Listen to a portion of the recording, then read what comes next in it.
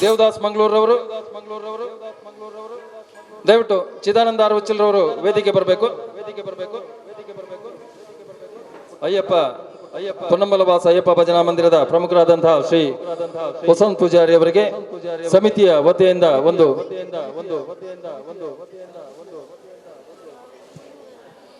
ಅವರು ಸ್ಮರಣಿಕೆಯನ್ನ ಒಂದು ಗೌರವದ ಪುಷ್ಪವನ್ನು ನೀಡಿ ಸ್ಮರಣಿಕೆಯನ್ನು ಕೊಡಬೇಕಾಗಿ ವಿನಂತಿಯನ್ನು ಮಾಡ್ತಾ ಇದ್ದೇನೆ.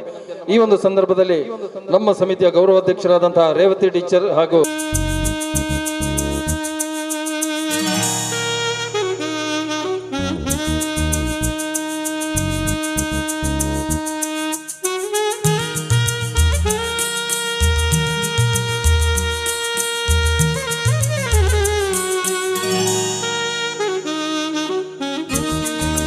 ಹರಿಕಥಾ ಸತ್ಸಂಗಕ್ಕೆ ದೀಪ ಪ್ರಜ್ವಲಿಸುವುದರ ಮೂಲಕ ಚಾಲನೆಯನ್ನು ನೀಡಲಿಕ್ಕಿದ್ದಾರೆ. ನಮ್ಮ ಈ ಶಾಲೆಗೆ ಹಾಗೆ ಈ ಸಮಾಜಕ್ಕೆ ಸಂಬಂಧಪಟ್ಟಿರುವಂತಹ ಧಾರ್ಮಿಕ ಕ್ಷೇತ್ರ ಪುಣ್ಯಕ್ಷೇತ್ರ ಅಡ್ಕ ಶ್ರೀ ಭಗವತಿ ಕ್ಷೇತ್ರದ ಪ್ರಧಾನ ಅರ್ಚಕರಿಂದ ದೀಪ ಪ್ರಜ್ವಲಿಸುವುದರೊಂದಿಗೆ ಈ ಒಂದು ಹರಿಕಥಾ ಸತ್ಸಂಗ ಕಾರ್ಯಕ್ರಮಕ್ಕೆ ಚಾಲನೆ ನೀಡಲಿಕ್ಕಿದ್ದೇವೆ. ದಯವಿಟ್ಟು ಅಡ್ಕ ಶ್ರೀ ಭಗವತಿ ಕ್ಷೇತ್ರದ ಪ್ರಧಾನ ಅರ್ಚಕರಾದಂತಹ ವಸಂತ್ ಪೂಜಾರಿಯವರು ಬಂದು ಈ ಒಂದು ದೀಪವನ್ನು ಪ್ರಜ್ವಲಿಸುವುದರೊಂದಿಗೆ ಈ ಒಂದು ಹರಿಕಥಾ ಸತ್ಸಂಗ ಕಾರ್ಯಕ್ರಮಕ್ಕೆ ಚಾಲನೆಯನ್ನು ನೀಡಬೇಕಾಗಿದೆ. ಜ್ಯೋತಿ ಪರಂ ಜ್ಯೋತಿ ದೀಪಂ ಜ್ಯೋತಿ ಜನಾರ್ದನಃ ದೀಪೋ ಹರತು ಮೇ ಪಾಪಂ ದೀಪಂ ಜ್ಯೋತಿ ನಮೋಸ್ತುತೇ ಶುಭಂ ಕರೋತು ಕಲ್ಯಾಣಂ ಆರೋಗ್ಯಂ ಸುಖ ಸಂಪದಃ ದ್ವೇಷ ಬುದ್ಧಿ ವಿನಾಶಾಯ ಆತ್ಮಜ್ಯೋತಿ ನಮೋಸ್ತುತೇ ಆತ್ಮಜ್ಯೋತಿ ಪ್ರದೀಪ್ತಾಯ ಬ್ರಹ್ಮಜ್ಯೋತಿ ನಮೋಸ್ತುತೇ ಬ್ರಹ್ಮಜ್ಯೋತಿ ಪ್ರದೀಪ್ತಾಯ ಗುರುಜ್ಯೋತಿ ನಮೋಸ್ತುತೇ ಗುರುಜ್ಯೋತಿ ನಮೋಸ್ತುತೇ ಗುರುಜ್ಯೋತಿ ನಮೋಸ್ತುತೇ. ಕರ್ಕಾಟಕ ಸಂಕ್ರಮಣದಿಂದ ಸಿಂಹ ಸಂಕ್ರಮಣ ಜುಲೈ 16ರಿಂದ ಆಗಸ್ಟ್ 17ರ ತನಕ ರಾಮಾಯಣ ಮಾಸಾಚರಣೆ ಅಂತ ಸುಮಾರು 33 ಮನೆಗಳಲ್ಲಿ 33 ಕಡೆ ಬೇರೆ ಬೇರೆ ಪ್ರಸಂಗಗಳ ಮೂಲಕ ಹರಿಕಥಾ ಸತ್ಸಂಗವನ್ನು ಶ್ರೀ ಕೀರ್ತನ ಪ್ರವೀಣ ಯೋಗಾಚಾರ್ಯ ಪುಂಡರೀಕಾಕ್ಷ ಬೆಳ್ಳೂರಿಯವರು ನಡೆಸಿಕೊಳ್ತಾ ಇದ್ದಾರೆ. ಅದರಲ್ಲಿ ಒಂದು ಕಾರ್ಯಕ್ರಮವನ್ನು ನಮ್ಮ ಶಾಲೆಯಲ್ಲಿ ಇಟ್ಕೊಳ್ಬೇಕು ಅಂತ ನಾವು ಕೇಳಿದಂಥ ಸಂದರ್ಭದಲ್ಲಿ ಅವರು ಬಹಳ ಸಂತೋಷವಾಗಿ ಅದನ್ನು ಒಪ್ಪಿಕೊಂಡಿದ್ದಾರೆ. ಇವತ್ತು ಇಲ್ಲಿ ಪರಶುರಾಮ ದರ್ಶನ ಅನ್ನುವಂಥ ಒಂದು ಕಥಾಭಾಗವನ್ನು ನಡೆಸಿಕೊಡ್ಲಿಕ್ಕಿದ್ದಾರೆ.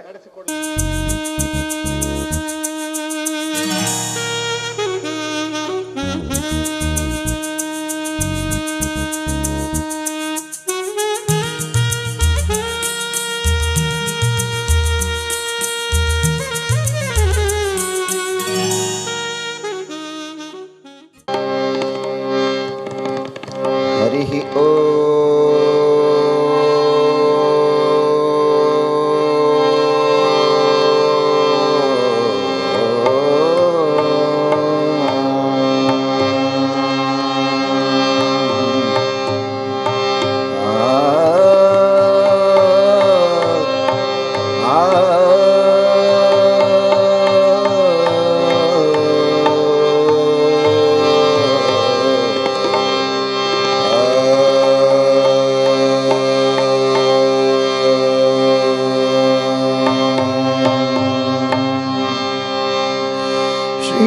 ಗುರುಭ್ಯೋ ನಮಃ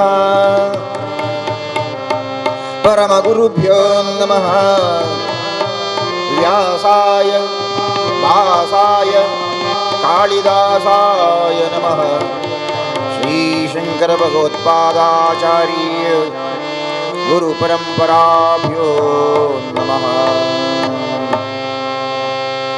ಗುರುರ್ಬ್ರಹ್ಮ ಗುರುರ್ವಿಷ್ಣು ಗುರುರ್ದೇವ ಮಹೇಶ್ವರ ಗುರು ಸಾಕ್ಷಾತ್ ಪರಬ್ರಹ್ಮ ತಸ್ಮೈ ಶ್ರೀ ಗುರವೇ ನಮಃ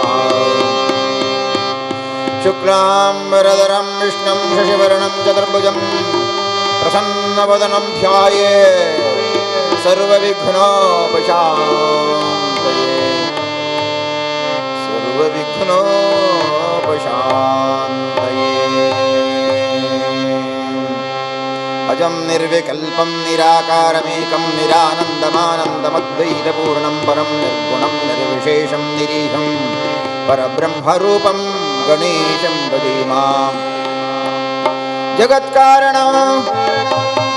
ಜಗತ್ಕಾರಣಂ ಕಾರಣಂ ಜ್ಞಾನರೂಪಂ ಸುರಾದಿಂ ಸುಖಾದಿಂ ಗುಣೇಶಂ ಗಣೇಶಂ ಜಗದ್ವ್ಯಾಪಿನಂ ವಿಶ್ವವಂದ್ಯಂ ಸುರೇಶಂ ಪರಬ್ರಹ್ಮರೂಪಂ ಗಣೇಶಂ ಭಜೇಮಾಂ ಸರ್ವಮಂಗಲಮಾಂಗಲ್ಯೆ ಶಿವೆ ಸರ್ವಾರ್ಥಸಾಧಿಕೆ ಸರ್ವಮಂಗಲಮಾಂಗಲ್ಯೆ ಶಿವೆ ಸರ್ವಾರ್ಥಸಾಧಿಕೆ ಶರಣ್ಯೇ ತ್ರ್ಯಂಬಕಿ ಗೌರಿ ನಾರಾಯಣಿ ನಮೋಸ್ತುತೆ ನಾರಾಯಣಿ ನಮೋಸ್ತುತೆ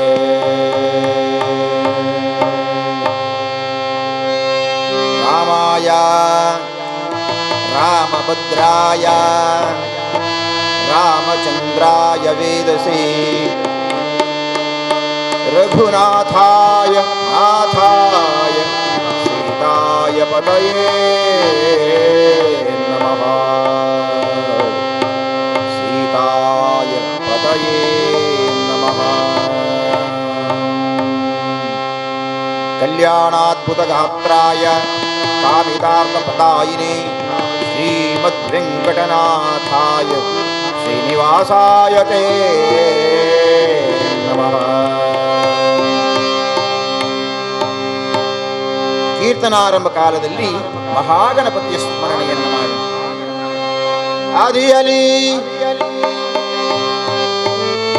ಆದಿಯಲಿ ಗಜಮುಖನರ್ಚಿಸಿ ಆರಾಧಿಸಲು ಆದಿಯಲಿ ಗಜಮುಖನರ್ಚಿಸಿ ಆರಾಧಿಸಲು ನೆನೆದ ಭಕ್ತರ ಮನದ ಅಭಿಷ್ಟವನೀವ ನೆನೆದ ಭಕ್ತರ ಮನದ ಅಭಿಷ್ಟವನೀವ ಮದವೂರ ಎಲ್ಲಿಯ ಮದವೂರ ಪುರದ ಒಡೆಯ ಶ್ರೀ ಸಿದ್ಧಿವಿನಾಯಕಗೆ ಶರಣು ಶರಣು ಶರಣು ಶರಣು ಸಿದ್ಧಿವಿನಾಯಕ ಶರಣು ಸಿದ್ಧಿವಿನಾಯಕ ಶರಣು ವಿದ್ಯ ಪ್ರದಾಯಕ ಆ ಶರಣು ಪೋಷಿತ ವಾಹನ ಶರಣು ಸಿದ್ಧಿವಿನಾಯಕ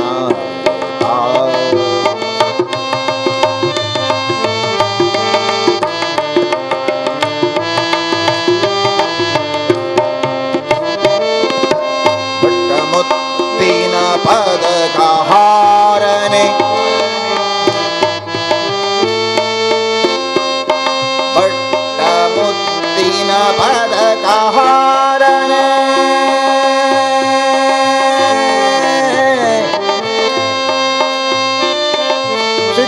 ಸಿದ್ಧಿವಿನಾಯಕ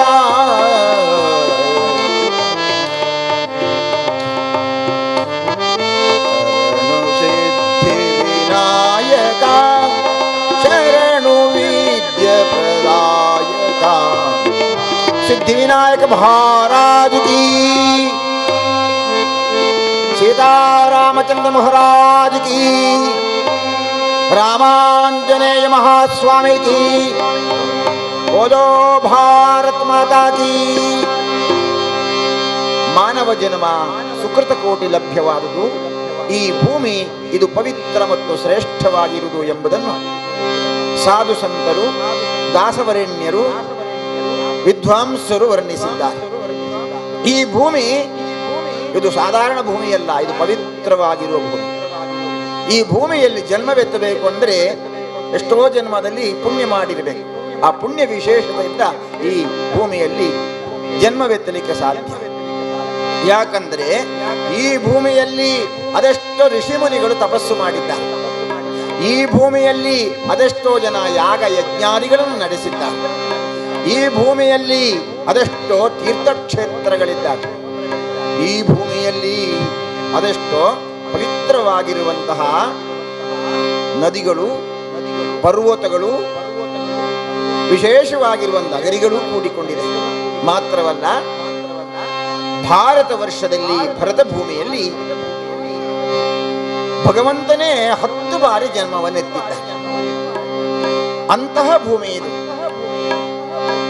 ಈ ಭೂಮಿಯಲ್ಲಿ ಕಲ್ಲಾಗಿ, ಮಣ್ಣಾಗಿ, ಪಶು ಪಕ್ಷಿ, ಕ್ರಿಮಿಕೀಟ, ಮರಗಿಡಲಗಾಗಿ ಹುಟ್ಟಿದರೂ ಸಾಕು, ಜೀವನ ಸಾರ್ಥಕವಾಗ್ತದೆ. ಆದರೆ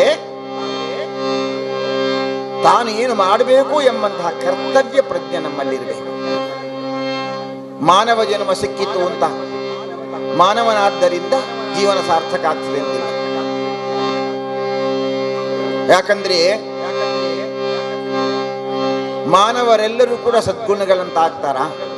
ಎಲ್ಲರೂ ಸದ್ಗುಣವಂತರಲ್ಲ. ನಮ್ಮ ದೇಶದಲ್ಲಿ ಅದೆಷ್ಟೋ ಜನ ಭಯೋತ್ಪಾದಕರಿದ್ದಾರೆ, ಉಗ್ರಗಾಮಿಗಳಿದ್ದಾರೆ, ಹೆಣ್ಣು ಮಕ್ಕಳನ್ನು ಚುಡಾಯಿಸುವಂತಹ ಲವ್ ಜಿಹಾದ್ ನಮ್ಮ ದೇಶದಲ್ಲಿ ನಡೀತಾ ಇದೆ. ಅಂಥವರನ್ನೆಲ್ಲ ಮೋಕ್ಷ ಪ್ರಾಪ್ತಿಯಾಗಲಿಕ್ಕೆ ಇರುವವರು ಯೋಗ್ಯ ವ್ಯಕ್ತಿಗಳು ಅಂತ ಹೇಳಲಿಕ್ಕೆ ಆಗಲ್ಲ. ಈ ಮಾನವ ಜನ್ಮ ನಮಗೆ ಸಿಕ್ಕಿದ ಮೇಲೆ ಇದನ್ನು ದಕ್ಕಿಸಿಕೊಳ್ಳಬೇಕಲ್ಲ. ಈ ಮಾನವ ಜನ್ಮವನ್ನು ಸಾರ್ಥಕಗೊಳಿಸಬೇಕಲ್ಲ. ಆ ಸಾರ್ಥಕ್ಯವಾದ ಜೀವನಕ್ಕೆ ದಾಸರು, ಸಾಧು ಸಂತರು ನಮಗೆ ಯೋಗ್ಯ ದಿಕ್ಕನ್ನು ತೋರಿಸಿಕೊಟ್ಟಿದ್ದಾರೆ. ಕೆಲವೊಮ್ಮೆ ನಾವು ಯಾರೋ ಮೈ ಬಣ್ಣ ಕಪ್ಪಗೆ ಇರುವವರನ್ನು, ಯಾವುದೋ ಒಂದು ಜಾತಿಯಲ್ಲಿ ಹುಟ್ಟಿದವನನ್ನು ಅವನನ್ನು ದಿಕ್ಕ ಅಂತ ಕರೆಯುವುದು. ದಿಕ್ಕ ಎಂಬ ಶಬ್ದದ ಅರ್ಥ ಏನು ಗೊತ್ತಾ? ಯಾರಿಗೆ ಸರಿಯಾದ ದಿಕ್ಕಿಲ್ಲವೋ ಅವನು ದಿಕ್ಕ. ಸರಿಯಾದ ದಿಕ್ಕಿರ್ಬೇಕು ನನಗೆ. ದಿಕ್ಕೇನು?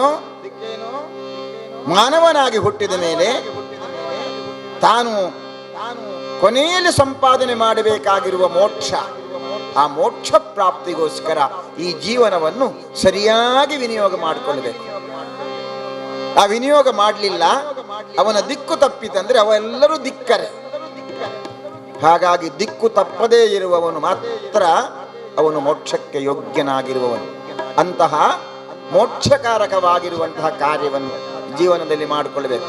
ಅದಕ್ಕೆ ಒಳ್ಳೆಯ ಅಡಿಪಾಯ ಯಾವುದು ಕೇಳಿದರೆ ಅದಕ್ಕೆ ನಮ್ಮ ಮನೆ ಅದು ಅಡಿಪಾಯ. ಮನೆಯಲ್ಲಿ ಇದ್ದುಕೊಂಡು ಗೃಹಸ್ಥ ಜೀವನವನ್ನು ಪಾಲನೆ ಮಾಡಿ ಮನೆಗೆ ಬಂದ ಅತಿಥಿಗಳಿಗೆ ಅತಿಥಿ ಸತ್ಕಾರವನ್ನು ಮಾಡಬೇಕು. ಆಮೇಲೆ ಅವರಿಗೆ ಬೇಕಾಗಿರುವಂತಹ ಉಪಚಾರವನ್ನು ಮಾಡಿ ಆ ಮನೆಯನ್ನು, ಗೃಹಸ್ಥ ಜೀವನವನ್ನು ಸಾರ್ಥಕ ಮಾಡಿಕೊಳ್ಬೇಕು. ಅತಿಥಿ, ಅತಿಥಿ ಅಂದ್ರೆ ಯಾರು? ತಿಥಿ ನೋಡದೆ ಬರುವವನು, ಅವನನ್ನು ಅತಿಥಿ ಅಂತ ಕರೆದಿದ್ದ. ಕೆಲವೊಮ್ಮೆ ನಾವು ಕಾಗದ ಪ್ರಿಂಟ್ ಮಾಡಬೇಕಾದ್ರೆ ಅದರಲ್ಲಿ ಬರೆದಿರ್ತಾರೆ ಮುಖ್ಯ ಅತಿಥಿ. ಅವನು ಮುಖ್ಯ ಅತಿಥಿ ಅಲ್ಲ. ಯಾಕಂದ್ರೆ ಅತಿಥಿ ಅಂದವನು ಅವನು ಅಲ್ಲಿ ಬರಬೇಕಾದ್ರೆ ತಿಥಿ ನೋಡದೆ ಬರಬೇಕು. ನಾವು ಅವನನ್ನು ಆಹ್ವಾನಿಸ್ತಾ ಇದ್ದೇವೆ ಅಂದ್ರೆ ಅವರು ಮುಖ್ಯ ಆಹ್ವಾನಿತರು ಅಂತ ಹೇಳಬೇಕಷ್ಟೇ ಅವರನ್ನು. ಈ ಶಬ್ದದ ಅರ್ಥ ನಮ್ಮವರಿಗೆ ಗೊತ್ತಿಲ್ಲದೆ ಕೆಲವೊಮ್ಮೆ ಎಡವಟ್ಟುಗಳಾಗ್ತದೆ. ಹಿಂದೊಬ್ಬ ಅಮೆರಿಕಕ್ಕೆ ಹೋಗಿದ್ದ. ಅಮೆರಿಕದಿಂದ ಭಾರತಕ್ಕೆ ಬಂದಾಗ ಒಂದು ಮನೆಗೆ ಹೋಗ್ತಾನೆ. ಅವನಿಗೆ ಈ ಭಾರತದ ಪದ್ಧತಿ ಎಲ್ಲ ಗೊತ್ತಿಲ್ಲ. ಆ ಮನೆಯಲ್ಲಿ ವಿಶೇಷವಾಗಿರುವ ಅಡಿಗೆ ಮಾಡಿದ್ದಾರೆ. ಯಾಕೆ ಅಡಿಗೆ ಅಂದ್ರೆ ಅವತ್ತು ಅವರ ಅಜ್ಜನ ತಿಥಿ ಊಟ. ಇವನ ಮನೆಗೆ ಬಂದಿದ್ದಾನೆ. ಎಲ್ಲರಿಗೆ ಊಟ ಆಯಿತು. ಆ ಅಮೇರಿಕನ್ನಿಂದ ಬಂದವನು ಕೇಳ್ತಾನೆ, ದಾದ ಇನಿ ಮನಸ್ಸು ಗಮ್ಮತ್ತು ದಾದ ಅಂತ. ಅವು ಎನ್ನ ಅಜ್ಜನ ತಿಥಿ ಮಾರರೇನಿ ಅಂತ ಹೇಳ್ತಾರೆ. ಓ ಅಜ್ಜನ ತಿಥಿಯಾ ಅಂದ. ನಕ್ಕ ದಾದ ಆವೋಡು ಐಕ್ ಪಾಯಸ ಆಹೋಡು ಒಂಜಿ ಹೋಳಿಗೆ ಕೊಣತಿಂದ ಎಡ್ಡೆ ಕೊಂಚ ಅಂಬೆಡೆ ಮಣ್ಪೆರೆ ಉಂಡು ಕೊಂಚ ಪುಳಿ ಕಜಿಪ್ಪು ಆಗೋದು ಹೀಗೆಲ್ಲ ಅವನು ಹೇಳಿದ. ಭಾರಿ ಒಳ್ಳೆ ಕಾರ್ಯಕ್ರಮ ಆಯಿತು. ಇದು ಯಾವಾಗ ಮಾಡುದು? ಇದು ವರ್ಷದಲ್ಲಿ ಒಮ್ಮೆ ಮಾಡುದು. ಇವತ್ತು ಯಾರ್ದು? ಇವತ್ತು ನನ್ನ ಅಜ್ಜನದ್ದು. ಮತ್ತೆ ಯಾರ್ದು ಮಾಡ್ಲಿಕ್ಕುಂಟು? ಅದು ನನ್ನ ಅಪ್ಪನದ್ದು ಮಾಡ್ಲಿಕ್ಕುಂಟು. ಯಾಕಂದ್ರೆ ನನ್ನ ಅಪ್ಪ ತೀರಿಕೊಂಡಿದ್ದಾರೆ. ಅವು ಹೇಳಲಿಲ್ಲ ಅದು ತೀರಿಕೊಂಡವರಿಗೆ ಅಂತ. ಅವನಿಗೆ ಗೊತ್ತುಂಟು ಅಂತ ಗ್ರಹಿಸಿದ್ದೀವ. ಹಾಗೆ ಅಜ್ಜನ ತಿಥಿ, ಅಪ್ಪನ ತಿಥಿ ಅದೆಲ್ಲ ಕೇಳಿಕೊಂಡ. ಕೊನೆಗೆ ಹೋಗಬೇಕಾದ್ರೆ ಅವನು ಕೇಳಿದ, ಇದಕ್ಕೆ ಎಷ್ಟು ಖರ್ಚಾಗ್ತದೆ ಸ್ವಾಮಿ? ನಮ್ಮ ಮನೆಯವರು ಕುಟುಂಬದವರು ಮಾತ್ರ ಬರುದು, ಬೇರೆಯವರು ಬರ್ಲಿಕ್ಕಿಲ್ಲ ತಿಥಿ ಊಟಕ್ಕೆ. ಒಂದು 5,000 ರೂಪಾಯಿ ಖರ್ಚಾಗ್ತದೆ ಅಂತ. ಇವನು ಅಮೆರಿಕದಿಂದ ಬಂದದ್ದು, ಪೈಸೆ ಉಂಟು ಇವನಲ್ಲಿ. ಹೋಗಬೇಕಾದರೆ ಕಿಸೆಯಿಂದ 5,000 ರೂಪಾಯಿ ತೆಗೆದು ಮನೆ ಯಜಮಾನನಲ್ಲಿ ಕೊಟ್ಟು ಹೇಳಿದ, ಪುರುಷತ್ತಿರುವಾಗ ನಿಮ್ಮ ಮನೆಯಲ್ಲಿ ನನ್ನದು ಒಂದು ತಿಥಿ ಮಾಡಿ ಅಂತಂದ. ಅಂದ್ರೆ ತಿಥಿ, ಅತಿಥಿ ಈ ಎಲ್ಲ ಶಬ್ದದ ಅರ್ಥವೇ ಗೊತ್ತಿಲ್ಲದೆ ನಾವು ತೊಳಲಾಡ್ತಾ ಇದ್ದೇವೆ. ಯಾಕೆ? ಈಗ ನಮ್ಮ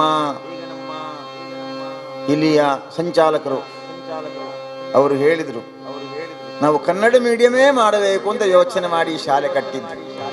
ಆದರೆ ಈಗ ಇಲ್ಲಿ ಕಡಿಮೆ ಆಗ್ತಾ ಉಂಟು ಸಂಖ್ಯೆ. ಯಾಕಂದ್ರೆ ಜನರಿಗೆ ಇಂಗ್ಲಿಷ್ ಕಲಿಯುವ ಹುಚ್ಚು. ಅದಕ್ಕೋಸ್ಕರ ಅಲ್ಲಿ ಬೇರೆ ಶಾಲೆ ಕಟ್ಟಿದ್ದೇವೆ. ಈಗ ತೊಂದರೆ ಇಲ್ಲ, ಸಂಖ್ಯೆ ಜಾಸ್ತಿ ಆಗಿದೆ ಅಂತ ಹೇಳ್ತಾರೆ. ಮಮ್ಮಿ ಅಂದ್ರೆ ಸತ್ತು ಮೇಲೆ ಅದಕ್ಕೆ ಸೆಂಟು ಎಲ್ಲ ಹಾಕಿ ಹೂವಿನಿಂದ ಅಲಂಕರಿಸಿ ಒಂದು ಪೆಟ್ಟಿಗೆ ಒಳಗಡೆ ಇಟ್ಟು ಶವ ಸಂಸ್ಕಾರಕ್ಕೆ ಸಿದ್ಧ ಮಾಡಿರುವುದಕ್ಕೆ ಹೇಳುವುದು ಎಂಥದು? ಮಮ್ಮಿ. ನಮ್ಮ ಮಕ್ಕಳಿಗೆ ಇದನ್ನು ಕಲಿಸುವುದು. ಏನು ಕಲಿಸುವುದು? ಅಂದು ನಿನ್ನ ಮಮ್ಮಿ, ಮಮ್ಮಿಂದ ಲೆಪ್ಪೊಡು, ನಾನು ಅಪ್ಪೆಂದು ಲೆಪ್ಪೆರವಲ್ಲ, ಅಮ್ಮ ಅಂದು ವಿಳಿಕಂಬಾಡಿಲ್ಲ.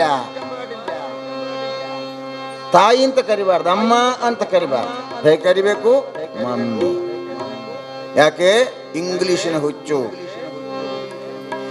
ಇಂಗ್ಲಿಷು ಕಲ್ತಂತಹ ಮಗು ಮನೆಗೆ ಬಂದು ಅಮ್ಮನನ್ನು ಮಮ್ಮಿ ಮಮ್ಮಿ ಅಂತ ಕರೆಯುವಾಗ ಅಮ್ಮನಿಗೆ ಒಂದೇ ಒಂದು ಗೇಣು ಬಾಕಿ ಸ್ವರ್ಗಕ್ಕೆ ಮುಟ್ಲಿಕ್ಕೆ. ಹೆಣ್ಣು ಮಗೆ ಮಮ್ಮಿಂದು ಲೆಪ್ಪುವೆಯಾ? ಎಷ್ಟು ಖುಷಿ. ಅಮ್ಮನಿಗೆ ಅರ್ಥ ಆಗಲ್ಲ. ಓ ಹೆಣ, ಓ ಪುಣ, ಪಣಿ ನೀರು ಕೊರು ಅಂತ ಕೇಳುವುದು ಅಂತ ಅಮ್ಮನಿಗೆ ಅರ್ಥವೇ ಆಗಲ್ಲ. ಆದರೂ ಇದು ವಾಸ್ತವಿಕವಾಗಿರುವ ಸತ್ಯ, ಎಲ್ಲ ಕಡೆ ನಡೆಯುವಂತಹ ಸತ್ಯ. ಇದನ್ನು ನೋಡಿ ದುಃಖಿತರಾಗಿರುವ ಅದೆಷ್ಟು ಹಿರಿಯರು. ಹಾಗಾಗಿ ಜೀವನ ಇದೆಲ್ಲ ಸಾರ್ಥಕ. ಇದನ್ನು ಅರ್ಥ ಮಾಡಿಕೊಳ್ಳಬೇಕಾದ್ರೆ ಭಾರಿ ಕಷ್ಟ ಇದೆ. ಸಾರ್ಥಕ್ಯವಾದ ಜೀವನಕ್ಕೆ ಹಿಂದೂ ಧರ್ಮ ಅಡಿಪಾಯ.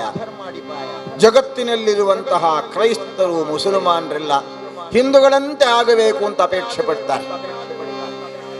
ಆ ಬುರ್ಕ ಹಾಕಿರುವ ಉಮ್ಮನನ್ನು ಸ್ವಲ್ಪ ಒಮ್ಮೆ ನೋಡಿ, ಅವರು ಸಪೂರ ಇರ್ತಾರೆ. ಮನೆಯಲ್ಲಿ ನೋಡಿದರೆ ಪೇಟೆಗೆ ಬರಲಿ ತೋರ ಕಾಣ್ತಾರೆ. ಯಾಕೆ? ಸೀರೆ ಎಲ್ಲ ಉಟ್ಟು ಆ ಸೀರೆಯ ಮೇಲೆ ಕಪ್ಪು ಬುರ್ಕ ಹಾಕಿಕೊಳ್ಳುವುದು. ಹಿಂದೂಗಳ ಹಾಗೆ ಬದುಕಬೇಕು ಅಂತ ಆಸೆ, ಸೀರೆ ಉಡಬೇಕು ಅಂತ ಆಸೆ. ನಮ್ಮ ಅಮ್ಮನವರು ಈಗ ಜಾತ್ರೆಗೂ ಕೂಡ ಅದೇ ನೈಟಿ ಹಾಕಿಕೊಂಡು ಬರುದು. ಅದು ನೈಟ್ ಹಾಕಬೇಕಾದ್ದು. ನೈಟ್ ಹಾಕೊಂಡ್ರೆ ಇದೆಲ್ಲ ರಾತ್ರಿ ಕಾಲದಲ್ಲಿ ಹೆಣ್ಣು ಮಕ್ಕಳು ಹಾಕಬೇಕಾದ ಡ್ರೆಸ್ ಅನ್ನ ಹಗಲು ಕಾಲದಲ್ಲಿ ಹಾಕಿಕೊಂಡು ಬರ್ತಾರಲ್ಲ. ಏನ್ ಗ್ರಾಚಾರ ಇದು? ಅರ್ಥ ಆಗಲ್ಲ. ಹಳೇ ಕಾಲದಲ್ಲಿ ಒಂದು ಗಾದೆ ಮಾತಿತ್ತು, ಏನು? ಹರಿದ ಬಟ್ಟೆಯಾದರೂ ಏನು ಮಾಡಬೇಕಂತೆ? ಹೊಲಿದು ಹಾಕು ಅಂತ ನಮ್ಮ ಹಿರಿಯರು ಹೇಳ್ತಾ ಇದ್ರು. ಈಗ ಹಾಗಲ್ಲ. ಈಗ ಗಂಡು ಮಕ್ಕಳು ಪ್ಯಾಂಟು ತೆಗೆಯುವುದು, ಅಲ್ಲಲ್ಲಿ ಹರಿಯುವುದು ಕತ್ತರಿಯಲ್ಲಿ, ಅದು ರೋಮ ಏಳಬೇಕು, ಅದಕ್ಕೆ ರೇಟು ಜಾಸ್ತಿ ಅಂತ ಅಂಗಡಿಯಲ್ಲಿ. ತೂತು ತೂತಿರುವ ಬಟ್ಟೆ ಅಂಗಡಿಯಿಂದ ಹೊಸ ಬಟ್ಟೆಯನ್ನು ತೆಕ್ಕೊಳ್ಳುದು. ಗಾದೆ ಹೋಯ್ತು. ಈ ರೀತಿ ನಮ್ಮ ವಿಕೃತವಾಗಿರುವಂತಹ ಬಟ್ಟೆ ಬರೆಗಳು. ಹೆಣ್ಣು ಮಕ್ಕಳು ಕೈಯಲ್ಲಿ ಚಂದದ ಬಳೆ ಹಾಕಿಕೊಳ್ಳಬೇಕು. ಈಗ ಹೆಣ್ಣು ಮಕ್ಕಳು ಬಳೆ ಹಾಕಲಿಕ್ಕಿಲ್ಲ. ಹೆಣ್ಣು ಮಕ್ಕಳು ಬಳೆ ಹಾಕುವುದಿಲ್ಲಲ್ಲ ಅಂತ ಹೇಳಿ ಗಂಡು ಮಕ್ಕಳು ಪ್ಲಾಸ್ಟಿಕ್ ಬಳೆ ಹಾಕಲಿಕ್ಕೆ ಶುರು ಮಾಡಿ, ನಿಕ್ಕಳು ಪಾಡು ಜರ ಎಂಕಲ್ನ ತೂಳೆ ಅಂತ ಅವರು ಬಳೆ ಹಾಕಿಕೊಡ್ತಾರೆ. ಹೆಣ್ಣು ಮಕ್ಕಳು ಕಿವಿಗೆ ಚಿನ್ನಾಭರಣಗಳನ್ನು ಧರಿಸಬೇಕು. ಇಲ್ಲ, ಈಗ ಖಾಲಿ ಬೋಳು, ಕಿವಿಯಲ್ಲಿ ಏನಿಲ್ಲ ಹೆಣ್ಣು ಮಕ್ಕಳದ್ದು. ಅದಕ್ಕೋಸ್ಕರ ಹುಡುಗರು ಅವರಿಗೆ ನೆನಪು ಮಾಡಬೇಕಲ್ಲ, ಅದಕ್ಕೆ ಒಂದು ಕಿವಿಗೆ ಚುಚ್ಚುವುದು. ಈ ಪಂಚಾಯತಿನಿಂದ ದನಕ್ಕೆ ಇಂಜೆಕ್ಷನ್ ಚುಚ್ಚಿದ್ರೆ ಕಿವಿಗೊಂದು ಇಂಜೆಕ್ಷನ್ ಚುಚ್ಚಿದಾಗೆ ಮಾಡ್ತಾರೆ. ಹಾಗೆ ನಮ್ಮ ಹುಡುಗರ ಕಿವಿ ನೋಡಿದರೆ, ಹಿಂದೆಲ್ಲ ನಾವು ಯಕ್ಷಗಾನದ ವೇಷ ನೋಡಿದವರು ರಾವಣನ ವೇಷ ಮಾಡಬೇಕಾದ್ರೆ ಇಲ್ಲಿ ಹೀಗೆ ಕೂತುಕೊಂಡೆಲ್ಲ ಚಿತ್ರ ಬರೆದಾಗ ಬರಿತಿದ್ರು, ಗೆರೆ ಗೆರೆ ಹಾಕ್ತಾ ಇದ್ರು ಮುಖಕ್ಕೆ. ಈಗ ನೋಡಿ ನಮ್ಮ ಹುಡುಗರೆಲ್ಲ ಈಗ ಇಲ್ಲಿಗೆ ಹೀಗೆ ಮಾತ್ರ, ಇಲ್ಲಿ ಮಾತ್ರ ಸ್ವಲ್ಪ ಕಪ್ಪು ಕರಿ ಹಿಡಿಯುವುದು, ಮಕ್ಕಳಿಗೆ ಮುಖಕ್ಕೆ ಹಾಕಿದ ಹಾಗೆ. ಈ ರೀತಿಯಾದ ವಿಕೃತವಾಗಿರುವ ಜೀವನ ಶೈಲಿ ನಮ್ಮದು. ಯಾಕೆ? ಇದು ಇಂಗ್ಲಿಷ್ ವ್ಯಾಮೋಹ. ಇಲ್ಲಿಗೆ ಮಾತ್ರ ಮಂಗ ಮುಸುಡು, ಇಲ್ಲಿ ಮಾತ್ರ ಮೀಸೆಗಡ್ಡ ಬರುವುದು, ಇಲ್ಲೆಲ್ಲ ಬೋಳಿಸುವುದು. ಏನು ವಿಚಿತ್ರವಾಗಿರುವುದು ಇದು! ಇದನ್ನೆಲ್ಲ ನೋಡುವಾಗ ನಾವು ಭಾರತದಲ್ಲಿದ್ದೇವೋ ಅಥವಾ ಯಾವುದೋ ಒಂದು ಕ್ರೈಸ್ತ ಅರಬ್ ರಾಷ್ಟ್ರದಲ್ಲಿದ್ದೇವೋ ಅನ್ನಿಸ್ತದೆ ನನಗೆ. ಕಾರಣ ಏನು? ಇಂಗ್ಲಿಷ್ ವ್ಯಾಮೋಹ.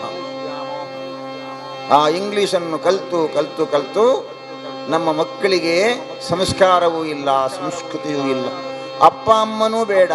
ಯಾಕಂದ್ರೆ ವಿದೇಶದಲ್ಲಿ ಅಪ್ಪ ಅಮ್ಮನಿಗೆ ವರ್ಷಕ್ಕೊಮ್ಮೆ ಸೆಕೆಂಡ್ ಕೊಟ್ಟರೆ ಹೀಗೆ ಹಿಡಿದು ಹೀಗೆ, ಅಪ್ಪ ನೀವು ನನ್ನನ್ನು ಹುಟ್ಟಿಸಿದಿರಲ್ಲ, ಇವತ್ತು ಫಾದರ್ಸ್ ಡೇ, ಒಂದು ಸೆಕೆಂಡ್ ಕೊಡಿ ಅಂತ ಒಂದು ಸೆಕೆಂಡ್ ಕೊಟ್ಟರೆ ಅವನ ಜೀವನ ಸಾರ್ಥಕ ಆಯಿತು. ಇನ್ನೊಂದು ಮದರ್ಸ್ ಡೇ ಉಂಟು, ಒಂದು ಹೂ ತಕೊಂಡು ಹೋಗಿ ಅಮ್ಮನಿಗೆ ಕೊಟ್ಟು, ಅಮ್ಮ ಇವತ್ತು ನೀನು ನನ್ನನ್ನು ಹೆತ್ತದ್ದಕ್ಕೋಸ್ಕರ ನಿನಗೊಂದು ಹೂ ಕೊಡ್ತಾ ಇದ್ದೇನೆ, ತಗೋ ಅಂತ ಮದರ್ಸ್ ಡೇ. ಇನ್ನು ಅದಕ್ಕಿಂತ ಬೇರೆ ಬೇರೆ ಡೇಗಳೆಲ್ಲ ಉಂಟು, ನಾನು ಹೇಳಲಿಕ್ಕೆ ಹೋಗುವುದಿಲ್ಲ, ಈ ವೇದಿಕೆಯಿಂದ ಅದನ್ನು ಹೇಳಬಾರದು. ಅಷ್ಟು ಹೊಲಸಾಗಿದೆ ನಮ್ಮ ದೇಶ. ಯಾಕೆ ಹಾಗೆ ಬದುಕಬೇಕು ಎಂಬುದು ಗೊತ್ತಿಲ್ಲ, ಅದಕ್ಕೋಸ್ಕರ ಬದುಕು ಯಾಕಾಗಿ ಎಂಬುದು ಗೊತ್ತಿಲ್ಲ. ಆದರೆ ಆ ಮಕ್ಕಳನ್ನು ಹೇಳಿ ಪ್ರಯೋಜನ ಇಲ್ಲ. ಕೆಲವು ಹುಡುಗರು ಇರ್ತಾರಲ್ಲ, ಕಿಸೆಗೆ ಕೈ ಹಾಕಿ ಒಂದು ಪ್ಯಾಕೆಟ್ ತೆಗೆದು ಕೈಯಲ್ಲಿ ಸ್ವಲ್ಪ ಹಾಕಿ ಒಳ್ಳೆ ಉಂಡೆ ಮಾಡಲಿಕ್ಕುಂಟು, ತಿಥಿಗೆ ಪಿಂಡ ಮಾಡಿದ ಹಾಗೆ. ಆ ಉಂಡೆ ಮಾಡಿ ತುಟಿ ಎಳೆದು ಅದರ ಒಳಗಡೆ ಇಟ್ಟ ಕೂಡಲೇ ಒಳ್ಳೆ ಮಂಗ ಮುಸುಡು, ಕಣ್ಣು ಬಿಳಿ ಬಿಳಿ ಬಿಳಿ ಬಿಳಿ ಬಿಳಿ ಬಿಳಿ ಮಾಡಿಕೊಂಡು ಕೂತ್ಕೊಂಡಿರ್ತಾರೆ. ಎಲ್ಲಿಯಾದರೂ ಮೋರಿಯಲ್ಲಿ, ಬಸ್ ಸ್ಟ್ಯಾಂಡಿನಲ್ಲಿ. ಮುಖದಲ್ಲಿ ತೇಜಸ್ಸಿಲ್ಲ, ಓಜಸ್ಸಿಲ್ಲ, ಕಲೆ ಇಲ್ಲ. ಯಾಕಿಲ್ಲ? ಇದೇ ಆಯಿತು ಮಂಗ ಮುಸುಡು ಮಾಡಲಿಕ್ಕೆ. ಊಟ ಬೇಡ ಅವನಿಗೆ, ತಿಂಡಿ ಬೇಡ. ಇದಕ್ಕೆ ಬದುಕು ಅಂತ ಹೇಳ್ತಾರ? ನಿದ್ರಾ ಆಹಾರ ಮೈಥುನ ಭಯ. ಏನೆಲ್ಲ? ನಿದ್ರೆ, ಆಹಾರ, ಮೈಥುನ ಮತ್ತು ಭಯ. ಇದು ಎಲ್ಲ ಜೀವರಾಶಿಗಳಿಗಿದೆ. ಅದಕ್ಕುಂಟು ಇದಕ್ಕಿಲ್ಲ ಅಂತಿಲ್ಲ, ಇದು ನಾಲ್ಕು ಎಲ್ಲರಿಗಿದೆ. ನಿದ್ರಾ, ಎಲ್ಲರೂ ನಿದ್ರೆ ಮಾಡುವುದಿಲ್ವಾ? ಪ್ರತಿಯೊಂದು ಜೀವರಾಶಿಯು ನಿದ್ರೆ ಮಾಡ್ತದೆ. ನಿದ್ರೆ ಮಾಡುವುದಿಲ್ಲ ಅಂತ ಹೇಳೋ ಜೀವಗಳಿಲ್ಲ. ಮರವೂ ನಿದ್ರಿಸ್ತದೆ, ಜೀವ ಉಂಟು, ನಿದ್ರಿಸಬೇಕು. ನಿದ್ರಾ ಆಹಾರ, ಹಸಿವಾಗಬೇಕಾದರೆ ಆಹಾರವನ್ನು ಸ್ವೀಕರಿಸ್ತವೆ. ಮರಗಳು ಕೂಡ ಆಹಾರವನ್ನು ಸ್ವೀಕರಿಸ್ತವೆ ಭೂಮಿಯಿಂದ. ಮೈಥುನ, ಪ್ರಾಯಕ್ಕೆ ಬಂದಾಗ ಪ್ರಾಣಿಗಳು ಕೂಡ ಅವುಗಳು ಸಂಬಂಧವನ್ನು ಬೆಳೆಸಿಕೊಳ್ತಾರೆ. ಅವುಗಳಿಗೆ ಬೇಕಾದ ಸಂಬಂಧವನ್ನು ಅವುಗಳು ಬೆಳೆಸಿಕೊಳ್ತಾರೆ. ಅದರಿಂದ ಸಂತಾನಾಭಿವೃದ್ಧಿಯನ್ನು ಮಾಡುತ್ತೆ. ಭಯ, ಪ್ರತಿಯೊಂದು ಜೀವರಾಶಿಗೂ ಭಯ ಇದೆ. ಸಿಂಹಕ್ಕೂ ಭಯ ಇದೆ. ನಮಗೆ ಕೆಲವೊಮ್ಮೆ ಕಾಣಬಹುದು ಸಿಂಹ ಭಯಂಕರ ಅಂತ. ಸಿಂಹಕ್ಕೂ ಭಯ ಇದೆ. ಕೆಲವರೆಲ್ಲ ನಮ್ಮ ಊರಿನಲ್ಲಿ ಹೇಳ್ತಿರ್ತಾರಲ್ಲ, ಹಾಗೆ ಏರ್ನ ಪೋಡಿಲ ಇಜ್ಜಿ ಮಾರಯ ಅಂತ. ಆದ್ರೆ ಯಾರ ಹೆದರಿಕೆ ಇಲ್ಲದವನಿಗೂ ಒಂದು ಹೆದರಿಕೆ ಇದೆ. ಯಾರ್ದು? ಕೆಲವರಿಗೆ ತಮ್ಮ ಹೆಂಡತಿಯದ್ದು. ಹೊರಗಿನಲ್ಲಿ ಭಯಂಕರ ದೊಡ್ಡ ಜನ, ಮನೆಯ ಒಳಗಡೆ ಹೋದ್ರೆ ಬೆಕ್ಕಿನ ಹಾಗೆ ಮನೆಗೆ ಮುಟ್ಟಿದ್ರೆ ಆರುಳ್ಳಿನಲ್ಲಿ ಉಳಾಯಿ ಅಕ್ಕ ಏನಾದ್ರೂ ಮಾಡ್ಬೇಕಾದ್ರೆ ಅವ್ರಿಗೆ ಹೇಳಿ ಆಗಬೇಕಷ್ಟೇ. ಅದು ಎಲ್ಲರಿಗಿಲ್ಲ, ಕೆಲವರಿಗೆ. ಆದ್ರೆ ಎಲ್ಲರಿಗೂ ಇರುವ ಒಂದು ಭಯ ಏನೋ? ಮರಣದ ಭಯ. ಸಾಯ್ತೇನೆ ಎಂಬ ಭಯ. ಕೆಲವು ಮನೆಯಲ್ಲಿ ಅಜ್ಜಿಯಂದಿರಿರ್ತಾರೆ ನೋಡಿ, ಅವ್ರು ಹೇಳ್ತಿರ್ತಾರೆ, ಹೊರ ಎನ್ನ ದೇವರು ಕೊನೊತ್ತಿಗೆ ಕೈಕಾಲು ಪೂರ ಮರ ಕಟ್ಟಿಲೆಕ್ಕ ದಾನೆ ಕೊಂಡೊತ್ತಿಜರು ದೇವರು, ದಾನೆ ಕೊಂಡೊತ್ತಿಜರು ಅಂತ ಹೇಳ್ತಾರೆ. ಹಾಗೆ ಹೇಳಿದವರು ಸ್ವಲ್ಪ ಡಮ್ಮುಗಟ್ಟಿದಾಗ ಆಗಲಿ ಕೂಡಲೇ ಮಗನನ್ನು ಕರೆದು ಹೇಳ್ತಾರೆ, ಪೋಳಂಬೆ ಡಾಕ್ಟರ್ ಲೆತ್ತೊಂದು ಬಲ್ಲ, ಡಮ್ಮುಗಟ್ಟಿಲೆಕ್ಕ ಆಪುಣು, ಸಾಯುವನಿಗೆ ಸಾಯುವುದಲ್ವ ಡಾಕ್ಟರ್ ಅಂತಕ್ಕೆ. ಇದು ಸಾಯಲಿಕ್ಕೆ ಆಸೆ ಇಲ್ಲ, ಭಯ, ಮರಣದ ಭಯ. ಹಾಗಾಗಿ 4 ಎಲ್ಲ ಜೀವಿಗಳಿಗಿರುವುದು. ಆದರೆ ಎಲ್ಲ ಜೀವಿಗಳಿಗಿದ್ರೂ ಕೂಡ ಮನುಷ್ಯ ಮಾತ್ರ ತಾನು ಸಾಧನೆ ಮಾಡುತ್ತಾ ಮೈಥುನದಲ್ಲಿ, ಸಂಸಾರದ ಜೀವನದಲ್ಲಿ, ಭಯ ನಿವಾರಣೆಯಲ್ಲಿ ಮನುಷ್ಯ ಎಲ್ಲ ಪ್ರಾಣಿಗಳಿಗಿಂತ ಅಗ್ರಸ್ಥಾನದಲ್ಲಿದ್ದ. ಆ ಅಗ್ರಸ್ಥಾನ ಆಗುವುದು ಯಾಕೆ, ಹೇಗೆ ಅಂತಂದ್ರೆ, ಅದಕ್ಕೆ ನಾವು ರಾಮಾಯಣ ಮಹಾಭಾರತದಂಥ ಕಥೆಯನ್ನು ಓದಬೇಕು. ಅದನ್ನು ಜೀವನದಲ್ಲಿ ಅಳವಡಿಸಿಕೊಳ್ಬೇಕು. ಸಾಧು ಸಂತರ ಜೀವನವನ್ನು ಅಭ್ಯಾಸ ಮಾಡಿಕೊಳ್ಬೇಕು. ದಾಸವರ್ಣಿರ ಹಾಡಿರುವ ಕೀರ್ತನೆಯನ್ನು ಕೇಳಬೇಕು. ಆ ಕೀರ್ತನೆಯನ್ನು ಕೇಳಿ ಆ ಕೀರ್ತನೆಯಲ್ಲಿ ಏನು ಹೇಳಿದ್ದಾರೆ ಅಂತ ಬೇಕು. ಬರೀ ಭಜನೆ ಮಾಡುವುದಲ್ಲ. ಕೆಲವರು ಭಜನೆ ಮಾಡ್ತಾರೆ. ಯಾಕೆ ಭಜನೆಗೆ ಬರುವುದು? ಯಾಕೆ? ಬಜಿಲು ತಿನ್ನಲಿಕ್ಕೆ ಭಜನೆ ಮಾಡಬಾರದು. ಬದಲಾಗಿ ಆ ಭಜನೆಯ ಒಳಾರ್ಥ ಏನು ಅದನ್ನು ತಿಳಿದು. ಭಾರಿ ರೈಸ್ ತಿಂಡಿಯ ಇನಿ ಭಜನೆ ಮಾಡುವುದು ರೈಸ್ಲಿಕ್ಕೋಸ್ಕರ ಅಲ್ಲ. ಭಜನೆ ಮಾಡುವುದು ನಮ್ಮ ಅಂತರ್ಶುದ್ಧಿಗೋಸ್ಕರ. ನಮ್ಮ ಆತ್ಮ ಅದು ಪರಮಾತ್ಮನದ್ದು. ಆ ಹೃದಯವನ್ನು ಶುದ್ಧ ಮಾಡಿಕೊಳ್ಳಬೇಕು. ಹೃದಯವಂತಿಕೆ ಅಂತ ಹೇಳುದು. ಅದಕ್ಕೆ ದಾಸರು ನೆನಪು ಮಾಡಿಕೊಡ್ತಾರೆ, ವಿಷಯ ಭೋಗದ ತೃಣಕ್ಕೆ ಉರಿಯಾಗಿರಲು ಬೇಕು.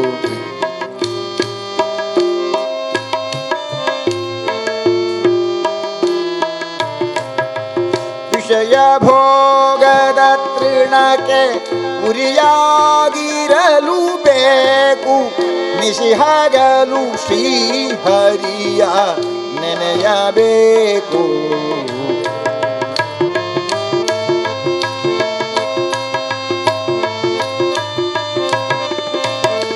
ನಿಶಿಹಗಲು ಶ್ರೀಹರಿಯ ನೆನೆಯಬೇಕು. ಇದು ಭಾಗ್ಯವಿದು ಭಾಗ್ಯವಯ್ಯ. ಪದುಮನಾಭನ ಪಾದ ಭಜನೆ ಸುಖ. ಯಾವುದು ಸುಖ? ಪದುಮನಾಭನ ಪಾದ ಭಜನೆ ಸುಖವಯ್ಯ. ಸುಖ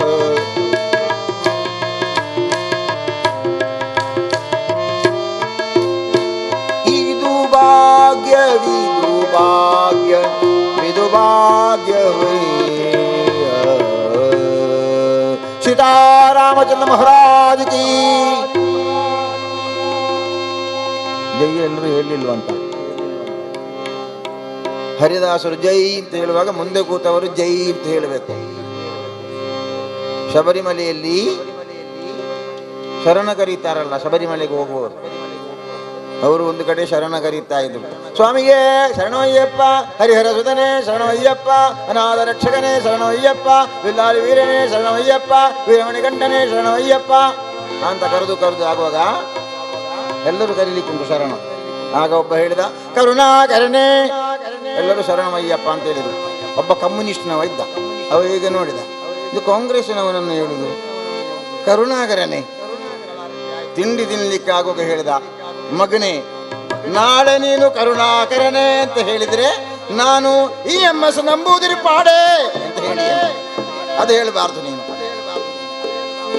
ನೋಡಿ, ದೇವರ ಸೇವೆಯಲ್ಲಿಯೂ ಕೂಡ ರಾಜಕೀಯ. ಆ ಕರುಣಾಕರ ಎಂಬಂತಹ ಹೆಸರು ಭಗವಾನ್ ವಿಷ್ಣುವಿನದ್ದು. ಅವನಿಗೆ ಅರ್ಥವೇ ಆಗಲ್ಲ, ಅವನಿಗೆ ರಾಜಕೀಯವೇ ನೆನಪಾಗುತ್ತೆ. ಇಲ್ಲಿ ನಾನು ಗೋವಿಂದಾರಿ ಗೋವಿಂದ ಅಂತ ಹೇಳುವಾಗ ಯಾವುದೇ ರಾಜಕೀಯ ಪಕ್ಷದವರಿದ್ದರೂ ಕೂಡ ಗೋವಿಂದ ಅಂತ ಹೇಳಬೇಕು ನೀವು. ಯಾಕೆ?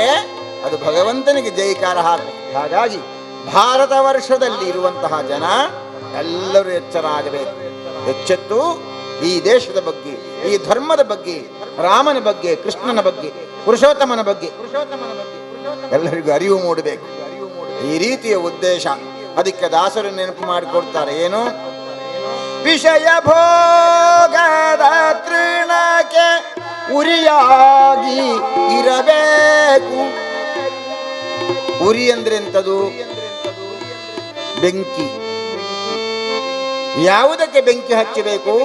ವಿಷಯ ಭೋಗ ಎಂಬಂತಹ ವಿಷಯಕ್ಕೆ ನಾವು ಬೆಂಕಿ ಹಚ್ಚಬೇಕು. ಮನುಷ್ಯನಿಗೆ ಕಾಮ, ಕ್ರೋಧ, ಲೋಭ, ಮೋಹ, ಮದ, ಮಾತ್ಸರ್ಯ ಈ ಹರಿಷಡ್ವೈರಿಗಳು ಅವನ ಒಳಹೊಕ್ಕು ಅವನನ್ನು ಹಾಳು ಮಾಡ್ತವೆ. ಕಾಮ ಬೇಕು ಬೇಕು ಬೇಕು ಅಂತನ್ನಿಸು. ಇವನು ಸಾಲು ಹಾಕಿದರೆ ಹಾಗೇ ಒಂದು ಸಾಲು ನನಗೆ ಬೇಕು ಅಂತ ಆಗುತ್ತೆ. ಇವತ್ತು ಒಂದು ವೇಳೆ ನನಗೆ ಹೀಗೆ ಸಾಲು ಹಾಕದಿದ್ದರೆ ಹಾರಿಗೆ ಪಾಡ್ತೀರಿಯ ಎಡ್ಡ ಸಾಲು ಎಂಕ್ ಪಾಡ್ತಿದ್ದೀರಿ. ಆ ಸಾಲಿನಲ್ಲಿ ನನಗೆ ಕಾಮ, ನನಗೆ ಬೇಕು ಬೇಕು ಅಂತ ಆಗುದು. ಒಂದು ವೇಳೆ ಸಿಕ್ಕುವುದಿಲ್ಲ ಅಂತ ಆದರೆ ಮೆಲ್ಲ ಅದಕ್ಕೆ ಮಣ್ಣು ಮಾಡುದು. ಈಗ ಏನದಕ್ಕೆ? ಮಾತ್ಸರ್ಯ ಅಂತ ಅರ್ಥ. ತನ್ನಲ್ಲಿಲ್ಲ ಇನ್ನೊಬ್ಬನಲ್ಲಿ ಇರಬಾರ್ದು ಎಂಬುದಕ್ಕೋಸ್ಕರ ಮಾತ್ಸರ್ಯ. ಕಾಮ, ಕ್ರೋಧ ಸಾಲು ನನಗೆ ಕೊಡಬಹುದಾ ಅಂತ ಕೇಳುವಾಗ ಇಜ್ಜಿಜ್ಜ ವೆಂಕೆ ಬಾಡ್ನ್ಯ ಯಾವನತ್ತ ಇರೇನು ಹರಿಕತೆಗೆಲ್ಲ ಎತ್ತೊಂದು ಬರ್ತೀನಿ, ಯಾನು ಬತ್ತನೆ ಇರ್ತಾರತ್ತ ಇರೆಗೆ ದಿಕ್ಕಿನೇ ಹೊರಡು ಅಂತ ಕೇಳುವಾಗ ಅವರು ಇಜ್ಜಿ ಜೀರೆಗೊರೆ ರಾಪುದು. ಅಷ್ಟಾಗುವುದು ನನಗೇನು ಬರುದು? ಕ್ರೋಧ. ಕಾಮಾತ್ ಕ್ರೋಧ. ಕಾಮ ಕ್ರೋಧ ಎರಡನೇದು. ಆಮೇಲೆ ಮೋಹ. ಮೋಹ ಬೇಕೇ ಬೇಕು ಅಂತ ಆಗೋದು, ಇಲ್ಲದಿದ್ದರೆ ಆಗಲಿಕ್ಕಿಲ್ಲ. ಈಗ ನೋಡಿ, ಕೆಲವು ಅಪ್ಪ ಅಮ್ಮ ಪ್ರೀತಿಯಲ್ಲಿ ಮಕ್ಕಳನ್ನು ಸಾಕಿರ್ತಾರಲ್ಲ, ಎಷ್ಟು ಪ್ರೀತಿಯಲ್ಲಿ ಸಾಕ್ತಾರೆ. ಅಡಿಗೆ ಮಾಡ್ಲಿಕ್ಕೂ ಕೂಡ ಕಲಿಸೋದಿಲ್ಲ ಹೆಣ್ಮಕ್ಕಳಿಗೆ. ಓದಾಡು ಓದಾಡು ಬೊಲ್ಪುಗು ಲಕ್ಕಿರ ಬಲ್ಲಿ ಬಾಪ ಜೋಕುಲತ್ತ ಪಣಿಬೊರ್ತು ಜಪ್ಪಾಡು ಅಂತ ಹೇಳಿ ಆ ಮಕ್ಕಳನ್ನು ಮುದ್ದಿಸಿ ಮುದ್ದಿಸಿ ಮುದ್ದಿಸಿ ಕಲಿಸಿ ಆಮೇಲೆ ಅವರಿಗೆ ತಾರುಣ್ಯ ಬರುವಾಗ ಒಂದು 16 ವರ್ಷ ಕಳೆದರೆ ಸಾಕು. ಈಗ 18 ವರ್ಷ ಆಗಬೇಕು ಅಂತಿಲ್ಲ. ಅಷ್ಟಾಗಬೇಕಾದರೆ ಊರಿನಲ್ಲಿ ಯಾವುದಾದ್ರೂ ಒಬ್ಬ ಹುಡುಗನನ್ನು ನೋಡಿಕೊಂಡು ಇವಳು ಓಡಿ ಹೋಗ್ತಾಳೆ. ಅಪ್ಪನಿಗೂ ಸುದ್ದಿ ಹೇಳಲಿಕ್ಕಿಲ್ಲ, ಅಮ್ಮನಿಗೂ ಸುದ್ದಿ ಹೇಳಲಿಕ್ಕಿಲ್ಲ. ಏನದು? ಮೋಹ. ನಿನಗೆ ಬೇಡ ಮಾರೇ, ಏಯ್ ಅದು ಹಾಳು ಕೆಲಸ ಮಾಡಬೇಡ ಆಯ್ತಾ ಅಂತ ಹೇಳಿದರೆ ಇವನಿಗೆ ಮೋಹ, ಅತಿಯಾದ ಮೋಹ, ಗುಡ್ಡಿಯರ ಆಪುಜಿ ಅಂತ. ಅದಕ್ಕೆ ಬೇಕಾದ್ರೆ ಸಾಯ್ತಾರೆ ಅವರು. ಹುಡುಗನು ಹುಡುಗಿ ಇಬ್ಬರು ವಿಷ ಸೇವಿಸಿ ಆತ್ಮಹತ್ಯೆ ಮಾಡಿಕೊಂಡರು. ಎಂಥ ಮೋಹ, ನನಗೆ ಅರ್ಥ ಆಗುವುದಿಲ್ಲ ಅದು ಎಂಥ ಮೋಹ ಅದು ಅಂತ. ಏನು ಮೋಹ? ಬೇಕೇ ಬೇಕು. ಬೇಕು ಅಂತ ಹೇಳುದು ಎಲ್ಲರಿಗೆ ಬೇಕು, ಆದರೆ ಇಲ್ಲಿ ಏನು? ಬೇಕೇ ಬೇಕು ಅಂತ ಬಿಡ್ಲಿಕ್ಕೆ ಆಗಲಿಕ್ಕಿಲ್ಲ. ಅದಕ್ಕೆ ಮೋಹ. ಮದ ನಾನೇ ಅಂತ ಹೇಳಿ ನನ್ನನ್ನು ಬಿಟ್ಟರೆ ಯಾರಿಲ್ಲ. ನನ್ನ ಹಾಗೆ ತಬಲ ನುಡಿಸುವವರು ಯಾರಾದ್ರೂ ಇದ್ದಾರೆ? ಏನು? ನಾನೇ, ಎಲ್ಲದಕ್ಕೂ ನಾನೇ. ನಾನಿಲ್ಲದಿದ್ದರೆ ಆಗಲಿಕ್ಕಿಲ್ಲ. ಹರಿದಾಸರು ಹರಿಕತೆ ಮಾಡಬೇಕಾದ್ರೆ ನಾನು ಬೇಕು, ನಾನು ಎಂಬ ಭಾವ. ಮದ ಕೊನೆಯಲ್ಲಿ ಮಾತ್ಸರ್ಯ. ಇದರಿಂದಾಗಿ ಮನುಷ್ಯ ಹಾಳಾಗಿ ಹೋಗ್ತಾನೆ. ಯಾವುದು ನಮ್ಮ ಹತ್ತಿರಕ್ಕೆ ಬರಬಾರದು. ಅದಕ್ಕೆ ದಾಸರು ಏನು ಹೇಳಿದ್ರು? ವಿಷಯ ಭೋಗದ ತೃಣಕ್ಕೆ ಉರಿಯಾಗಿರಲು ಬೇಕು. ಅದಕ್ಕೆಲ್ಲ ಬೆಂಕಿ ಹಚ್ಚಿ ಬಿಡಬೇಕು. ಯಾವುದಕ್ಕೆ ಬೆಂಕಿ ಹಚ್ಚಬೇಕು? ಕಾಮ, ಕ್ರೋಧ ಬೆಂಕಿ ಹಚ್ಚಬೇಕು. ಈ ಹರಿಷಡ್ ವೈರಿಗಳಿಗೆ ಬೆಂಕಿ ಹಚ್ಚಿ ಬಿಡಬೇಕು, ಗುರಿಯಾಗಿರಲೇಬೇಕು. ಅಂದರೆ ನಾನು ಅದರ ಹತ್ತಿರಕ್ಕೆ ಹೋಗಬಾರದು. ಮತ್ತೇನು ಮಾಡಬೇಕು? ನಿಶಿ ಹಗಲು. ನಿಶಿ ಅಂದರೆ ರಾತ್ರಿ, ಹಗಲು. ರಾತ್ರಿ ಮಾತ್ರ ಅಲ್ಲ, ಹಗಲು ಮಾತ್ರವಲ್ಲ, ಎರಡು ಹೊತ್ತು ಕೂಡ ಶ್ರೀಹರಿಯ ಭಗವಂತನ ಸ್ಮರಣೆಯನ್ನು ಮಾಡಬೇಕು. ನಿಶಿ ಹಗಲು ಶ್ರೀಹರಿಯ ನೆನೆಯಬೇಕು. ಹೀಗೆ ಹಗಲು ರಾತ್ರಿ ಭಗವಂತನ ಸ್ಮರಣೆಯನ್ನು ಮಾಡಬೇಕು ಅಂತ ದಾಸರು ನಮಗೆ ನೆನಪು ಮಾಡಿಕೊಡ್ತಾರೆ. ಆದರೆ ಮಾಡಲಿಕ್ಕೆ ಪುರುಸತ್ತುಂಟಾ? ಅದೇ ಬಹಳ ವೆಚ್ಚಾಳ ಹಾಕನು ಮದಿ ನಮ್ಮಕ್ಕೆ ಅಂತೇಳಿ ಕೆಲವೊಮ್ಮೆ ನಾವು ಅದನ್ನೆಲ್ಲ ಅವರಿಗೆ ಅಚ್ಚನವರಿಗೆ ಬಿಟ್ಟು ಬಿಡ್ತೇವೆ. ಅದೆಲ್ಲ ಪರಿಚಯ ಇದ್ದಂಗೆ ಮದಿ ಅಂಥೇಳಿ ನಾವು ಅವರಿಗೆ ಬಿಟ್ಟು ಬಿಡ್ತೇವೆ. ಪ್ರತಿಯೊಬ್ಬನು ಮಾಡಬೇಕು. ನಾವು ಉಣ್ಣುವುದಿಲ್ವಾ? ನಾವು ತಿನ್ನುವುದಿಲ್ವಾ? ನಾವು ಸ್ನಾನ ಮಾಡುವುದಿಲ್ವಾ? ನಾವು ನಿದ್ರಿಸುವುದಿಲ್ವಾ? ಅದರ ಹಾಗೆ ಭಗವಂತನ ಸೇವೆ. ಹೀಗೆ ಆ ಭಗವಂತನ ಸೇವೆಯಲ್ಲಿ ನಾವು ತಲ್ಲೀನರಾಗಿ ಭಗವಂತನ ಸೇವೆಯನ್ನು ನಿರಂತರವಾಗಿ ಮಾಡಿದಾಗ ಆಗ ನಮ್ಮ ಜೀವನ ಉದ್ಧಾರ ಆಗುತ್ತೆ. ನೋಡಿ, ಬ್ಯಾಂಕಿನಲ್ಲಿ ಯಾವಾಗಲೂ ನಾವು ಹಣ ಹಾಕ್ತಾ ಇರ್ತೇವೆ. ದಿವಸ ಯಾನಿನೇತ್ ಪಾಡಿಯೇ ಎಂತಮ್ಮ ಪಾಸ ಪುಸ್ತಕ ನೋಡಿ ಆನಂದ ಪಡುದು. ಇನಿ 10,000 ಪಾಡ್ತ 1 ಲಕ್ಷ ಅಂಡಿನಿಕ್ಕೆ ಎಷ್ಟು ಆನಂದ. ಆದರೆ ಆ ಹಣವನ್ನು ನಮಗೇನಾದ್ರು ಕೊನೆಯ ಕಾಲದಲ್ಲಿ ಕೊಂಡೋಗಲಿಕ್ಕೆ ಆಗ್ತದ? ಆಗ ಕೊಂಡೋಗಲಿಕ್ಕೆ ಆಗುದಿಲ್ಲ. ಆಗ ನಮ್ಮ ಜೊತೆಯಲ್ಲಿ ಬರುವುದು ಯಾವುದು? ಈ ಸಂಪಾದನೆ. ಯಾವ ಸಂಪಾದನೆ? ಕಥಾಕೀರ್ತನೆಯನ್ನು ಕೇಳಿರುವ, ರಾಮನ ಗುಣಗಾನವನ್ನು ಕೇಳಿರುವ, ಬೇರೆಯವರಿಗೆ ದಾನ ಮಾಡಿರುವ, ಮಕ್ಕಳಿಗೆ ಚಿಕ್ಕಂದಲ್ಲಿ ಒಳ್ಳೆ ಸಂಸ್ಕಾರವನ್ನು ಕೊಟ್ಟು ಅವರಿಗೆ ಬೇಕಾಗಿರುವಂತಹ ವ್ಯವಸ್ಥೆಯನ್ನು ಮಾಡಿರುವ ಆ ಎಲ್ಲ ಪುಣ್ಯ ವಿಶೇಷತೆಗಳಿದೆಯಲ್ಲ, ಅದು ನಮ್ಮ ಕೊನೆಯ ಕಾಲಕ್ಕೆ ಬರ್ತದೆ. ಆ ಕೊನೆಯ ಕಾಲದಲ್ಲಿ ಯಮರಾಜ ಬಂದು ಕಮರ ಹಿಡ್ಕೊಂಡು ರೆಡಿ ರೆಡಿ ರೆಡಿ ಅಂತ ಕೇಳುವಾಗ ನಾವು ರೆಡಿಯಾಗಿರ್ಬೇಕು. ನಾನು ಸಿದ್ಧನಾಗಿದ್ದೇನೆ, ಒಳ್ಳೆ ಕೆಲಸವನ್ನು ಮಾಡಿದ್ದೇನೆ. ಯಾರ್ಯಾರು ಯಮಧರ್ಮ ಬರುವಾಗ ಭಯ ಪಡುತ್ತಾನೋ ಅವನು ಜೀವನದಲ್ಲಿ ಒಳ್ಳೆ ಕೆಲಸ ಮಾಡಲಿಲ್ಲ ಅಂತ ಅರ್ಥ. ಭೀಷ್ಮಾಚಾರ್ಯರು ಹೇಳ್ತಾರೆ, ಸಾಕು ಬದುಕು, ಸಾಕು, ಇನ್ನು ಬೇಡ, ಹುಟ್ಟಿಸಲೇ ಬೇಡ, ಇನ್ನು ಹುಟ್ಟಿಸುವುದಕ್ಕೆ ಸಾಕು ಬದುಕು, ಇನ್ನು ಹುಟ್ಟಿಸಬೇಡ ದೇವರೇ, ಹುಟ್ಟಿಸಬೇಡ, ಸಾಕು ಸಾಕು ಸಾಕು. ಪ್ರಾರ್ಥನೆ ಮಾಡಿಕೊಳ್ತಾರೆ ಭಗವಂತನಲ್ಲಿ, ಹುಟ್ಟಿಸಲೇ ಬೇಡ, ಈ ಜನ್ಮ ಸಾರ್ಥಕ ಮಾಡಿಕೊಂಡಿದ್ದೇನೆ, ಸಾಕು ಸಾಕು ಅಂತ ಭಗವಂತನಲ್ಲಿ ಪ್ರಾರ್ಥನೆ ಮಾಡ್ತಾರೆ. ಹಾಗೆ ಆಗಬೇಕಾದ್ರೆ ಏನು ಮಾಡಬೇಕು? ಸಜ್ಜನರ ಸಂಗವದು ಹೆಜ್ಜೆನ ಸವಿದಂತೆ. ಯಾರ ಸಹವಾಸ? ಮಂಗ ಮುಸುಡು ಮಾಡುವವನದ್ದಲ್ಲ, ಕಣ್ಣು ಬಿಳಿ ಬಿಳಿ ಮಾಡ್ತಾನಲ್ಲ ಅವನ ಸಹವಾಸ ಮಾಡಿದರೆ ನೀನು ಮಂಗ ಮುಸುಡಿನವನಾಗ್ತಿ. ಮಂಗ ಮುಸುಡಿನವನ ಸಹವಾಸ ಮಾಡಿದರೆ ಅದಕ್ಕೆ ಅಂಥವನಿಂದ ದೂರ ಇರಬೇಕು. ಯಾರೊಟ್ಟಿಗೆ ಸೇರಬೇಕು? ಇವನೊಟ್ಟಿಗೆ ಸೇರಿ, ಕೌಶಿಕನೊಟ್ಟಿಗೆ ಸೇರಿದ್ರೆ ಒಳ್ಳೆ ತಬಲ ಕಲಿಸ್ತಾನೆ ಅವನು. ಸಜ್ಜನರ ಸಂಗವದು ಹೆಜ್ಜೆನ ಸವಿದಂತೆ, ದುರ್ಜನರ ಸಂಘ ಬಚ್ಚಲಿನ ರುಚ್ಚಿನಂತಿಹುದು. ಕೆಟ್ಟವರ ಸಹವಾಸ ಮಾಡ್ತೀರಾ? ಬಚ್ಚಲು ಮನೆಯಿಂದ ನೀರು ಹೊರಗಡೆ ಹೋಗ್ತದಲ್ಲ, ಕೊಳಕು ಕೊಳಕಾಗಿ. ಎಷ್ಟು ಕೊಳಕಿರ್ತದೆ ಹೇಳಲಿಕ್ಕೆ ಆಗುದಿಲ್ಲ. ಕೆಲವರು 4 ದಿವಸಕ್ಕೊಮ್ಮೆ ಸ್ನಾನ ಮಾಡುವವರು ಇರ್ತಾರೆ. ಪುರ್ಸೊತ್ತೆ ದ್ಯಾಂಡಿಯ ನೀರೇ ಅಂತ. ಆ ನೀರು ಹೇಗಿರಬಹುದಲ್ಲ? ಸ್ನಾನ ಮಾಡಿ ಹೋಗುವಾಗ ಒಂದು ವೇಳೆ ಆ ನೀರು ಹೋಗಿ ಎಲ್ಲಿಯಾದ್ರೂ ನಿಂತು ಬಿಟ್ರೆ, ದೇವರೇ, ಅದನ್ನು ಸ್ವಚ್ಛ ಮಾಡಲಿಕ್ಕೆ ಯಾರಿಂದಲೂ ಸಾಧ್ಯ ಇಲ್ಲ. ಈಗ ನಮ್ಮ ದೇಶದ ಪ್ರಧಾನಮಂತ್ರಿಯವರು ಸ್ವಚ್ಛ ಭಾರತ ಮಾಡಿ, ಸ್ವಚ್ಛ ಭಾರತ ಮಾಡಿ ಅಂತ ಅವರು ಪಾಪ ಕಷ್ಟಪಡ್ತಾ ಇದ್ದಾರೆ. ಊರಿನವರಿಗೆ ಸ್ವಚ್ಛತೆ ಬೇಕು ಅಂತಿಲ್ಲ, ಮನೆಯಲ್ಲೇ ಮಲಗುತ್ತಾನೆ ಅವನು. ನಮಗೆ ಸ್ವಚ್ಛವಾಗಿರಬೇಕು ಅಂತ ನಮಗೆ ಅನ್ನಿಸುವುದಿಲ್ಲ. ಸರ್ವಜ್ಞ ಏನು ಹೇಳ್ತಾನೆ? ನೀನು ಅವನ ಸಹವಾಸ ಮಾಡ್ತೀಯೋ ಕೆಟ್ಟವನದ್ದು, ಅದರ ಪರಿಣಾಮ ಆ ರೊಚ್ಚಿನಂತೆ ಇರುವುದು, ಕೊಳಕಾಗಿ ಇರುವುದು. ಹಾಗಾಗಿ ಅವನ ಸಹವಾಸ ಮಾಡಬೇಡ, ಸಹವಾಸ ಮಾಡಬೇಡ. ಅದಕ್ಕೆ ದೇವರಲ್ಲಿ ಪ್ರಾರ್ಥನೆ ಮಾಡಿಕೊಳ್ಬೇಕು. ಎಲ್ಲರೂ ರಾತ್ರಿ ಹೊತ್ತಿನಲ್ಲಿ ಮಲಗುವುದಕ್ಕೆ ಮೊದಲು ಪುರುಷೋತ್ತಮರೇ ಅವನು ನೆನಪು ಮಾಡಿಕೊಳ್ಬೇಕು. ಏನು? ದೇವರೇ ಒಳ್ಳೆಯವರ ಸಹವಾಸವನ್ನು ಒಳ್ಳೆಯವರ ಜೊತೆ ಸಹವಾಸವನ್ನು ಕೊಟ್ಟು ಬಿಡು, ಅದೇ ನನಗೆ ಸಾಕು.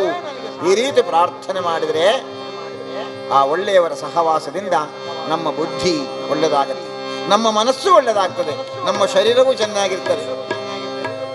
ಈ ರೀತಿ ಒಳ್ಳೆಯವರ ಸಹವಾಸವನ್ನು ಮಾಡಬೇಕು. ಮಾಡಬೇಕಾದ್ರೆ ರಾಮಾಯಣದ ಕಥಾನಕವನ್ನು ಓದಬೇಕು. ರಾಮನಂತೆ ನಮ್ಮ ಊರಿನ ಜನ ಆಗಬೇಕು, ಸೀತೆಯಂತೆ ತಾಯಂದಿರೆಲ್ಲ ಆಗಬೇಕು, ಲವಕುಶರಂತೆ ಮಕ್ಕಳಾಗಬೇಕು, ಭರತ ಶತ್ರುಘ್ನರಂತೆ ಇರಬೇಕು ಮಕ್ಕಳು. ಇದಕ್ಕೋಸ್ಕರ ಕಳೆದ ವರ್ಷ 33 ಕ್ಷೇತ್ರಗಳಲ್ಲಿ ಹರಿಕಥೆಯನ್ನು ಮಾಡಿತ್ತು. ಈ ವರ್ಷ ಅದನ್ನು ಮನೆಗೆ ಇಳಿಸಿದ್ದು. ಮನೆಯಲ್ಲಿ ಪರಿವರ್ತನೆ ಆಗಬೇಕು. ಮನೆಯಲ್ಲಿ ಪರಿವರ್ತನೆ ಆದರೆ ಮನದಲ್ಲಿ ಪರಿವರ್ತನೆ ಆಗ್ತದೆ. ಹೀಗೆ ಮನ ಮತ್ತು ಮನೆ ಅದು ಪರಿವರ್ತನೆಯಾದಾಗ ನಮ್ಮ ದೇಶ ಉದ್ಧಾರ ಆಗ್ತದೆ. ದೇಶೋದ್ಧಾರಕ್ಕೆ ಇದು ಅಡಿಪಾಯ. ಯಾವುದು ಅಡಿಪಾಯ? ರಾಮಾದರ್ಶ ಜೀವನ, ಗ್ರಾಮಾದರ್ಶ ಮನೆ. ಇಂಥದ್ದು ರಾಮಾದರ್ಶ ಜೀವನ, ಗ್ರಾಮಾದರ್ಶ ಮನೆ. ಈ ಉದ್ದೇಶದಿಂದ ರಾಮಾಯಣದ ಕಥಾನಕವನ್ನು ಎಲ್ಲ ಮನೆಗಳಿಗೆ ಹೋಗಿ ಅವರಿಗೆ ತಿಳಿಸಿಕೊಡಬೇಕು ಅಂತ ಯೋಚನೆ ಮಾಡಿ ಈ ವರ್ಷ ಮನೆ ಮನೆಯಲ್ಲಿ ಹರಿಕಥೆ ಅಂತ ನಿಶ್ಚಯ ಮಾಡಿದೆ. ಹಾಗಾಗಿ ತುಂಬಾ ಆನಂದ. ಏನಂದ್ರೆ ಶತಮಾನೋತ್ಸವವನ್ನು ಮಾಡುವಂತಹ ಸುಸಂದರ್ಭ ಈ ಬೋವಿ ಶಾಲೆ. 100 ವರ್ಷ. ಯಾವ ಪುಣ್ಯಾತ್ಮ ಈ ಕೆಲಸವನ್ನು ಮಾಡಿದ್ನವನ್ನು ಕಾಣಲಿಕ್ಕೆ ಆಗಲ್ಲ ನನಗೆ. ನಾನು ಅವರಿಗೆ ಸಂಚಾಲಕರಿಗೆ ಕೇಳಿದೆ, ಇದು ನಮ್ಮ ಕಮಿಟಿಯವರು ಮಾಡಿದ್ದು ಅಂತ. ಆದರೂ ಕೂಡ ಅದರಲ್ಲಿ ಯಾರೋ ಒಬ್ಬರಿಗೆ ಇಂಟ್ರೆಸ್ಟ್ ಇರಬೇಕಿಂತದ್ದು ಮಾಡಲಿಕ್ಕೆ. ಹೇಳುವಾಗ ಅವರು ಹೆಸರು ಹೇಳಿದರು. ಅವರು ನಮ್ಮ ಸಮಾಜ, ನಮ್ಮ ದೇಶ, ನಮ್ಮ ಧರ್ಮ ಇದೆಲ್ಲ ಚೆನ್ನಾಗಿ ಆಗಬೇಕು ಎಂಬ ಉದ್ದೇಶದಿಂದ ಈ ರೀತಿಯ ಒಂದು ಸಂಸ್ಥೆಯನ್ನು ಕಟ್ಟಿದ್ದ. ಇದಕ್ಕೆ ಶತಮಾನೋತ್ಸವದ ಈ ಸುಸಂದರ್ಭದಲ್ಲಿ ನಮ್ಮನ್ನು ಕರೆಸಿ ರಾಮಾಯಣದ ಕಥಾನಕವನ್ನು ಇಲ್ಲಿ ಪಾರಾಯಣ ಮಾಡುವಂತೆ ಮಾಡಿದ್ದಾರೆ. ಎಂದಾದರೆ ಈ ಸಂಸ್ಥೆಗೂ ನಾವು ಮಾಡುವ ಕಾರ್ಯಕ್ಕೂ ಹತ್ತಿರವಾಗಿರುವಂಥ ನಂಟಿರುವುದರಿಂದ ರಾಮಚಂದ್ರ ದೇವರು ಬಂದು ಕೂತಿದ್ದಾರೆ. ಹಾಗಾಗಿ ರಾಮಚಂದ್ರ ದೇವರು ಕೂತು ನಮ್ಮಿಂದ ಎಲ್ಲ ಕೆಲಸವನ್ನು ಮಾಡಿಸ್ತಾರೆ. ಹಾಗಾಗಿ ನಿನ್ನೆ ದಿವಸ ರಾಮಚಂದ್ರ ದೇವರಿಗೆ ಸೀತಾಮಾತೆಗೆ ಕಲ್ಯಾಣೋತ್ಸವ ಕಳೆದಿದೆ. ನಿನ್ನ ಮನೆಯಲ್ಲಿ ಸೀತಾ ಕಲ್ಯಾಣ ಮುಗಿಸಿ ಇವತ್ತು ಅವರಿನ್ನು ಊರಿಗೆ ಹೋಗುವರಿದ್ದಾರೆ, ಅಯೋಧ್ಯೆಗೆ ಹೋಗುವರಿದ್ದಾರೆ. ಹಾಗೆ ಅಯೋಧ್ಯೆಗೆ ಹೊರಡುವಾಗ ಆಗುವಂತಹ ಒಂದು ವಿಶೇಷವಾದಂತಹ ಪ್ರಸಂಗ ಅದು ಪರಶುರಾಮರ ಗರ್ವಭಂಗ. ಹಾಗಾಗಿ ಪರಶುರಾಮ ಗರ್ವಭಂಗ ಎಂಬಂತಹ ಕಥಾನಕವನ್ನು ನಮ್ಮ ಮುಂದೆ ಪ್ರಸ್ತುತಪಡಿಸಿ ಆ ರಾಮಾಯಣದ ಕಥೆಯನ್ನು ಕೇಳಿ ನಮ್ಮ ಜೀವನವನ್ನು ಸಾರ್ಥಕಗೊಳಿಸೋಣ, ಕಥಾ ಪ್ರಾರಂಭವನ್ನು ಮಾಡೋಣ ಅಂತ ನಿಮ್ಮಲ್ಲಿ ಅನುಮತಿಯನ್ನು ಬೇಡ್ತಾ ಕಥಾ ಪ್ರಾರಂಭ ಮಾಡುವುದರ ಹಾಡಿಗೆ ತಾವೆಲ್ಲರೂ ಕೂಡ ಧ್ವನಿಯನ್ನು ಸೇರಿಸಿ ಆ ರಾಮಾನುಗ್ರಹಕ್ಕೆ ಪಾತ್ರರಾಗಬೇಕು ಅಂತ ಪ್ರಾರ್ಥನೆ ಮಾಡ್ತಾ ಕಥಾ ಪ್ರಾರಂಭ ಮಾಡ್ತಾ ಇದ್ದೆ. ಶ್ರೀರಾಮ ಜಯ ರಾಮ ಜಯ ಜಯ ರಾಮ, ಶ್ರೀರಾಮ ಜಯ ರಾಮ ಜಯ ಜಯ ರಾಮ ಹೇಳಿ.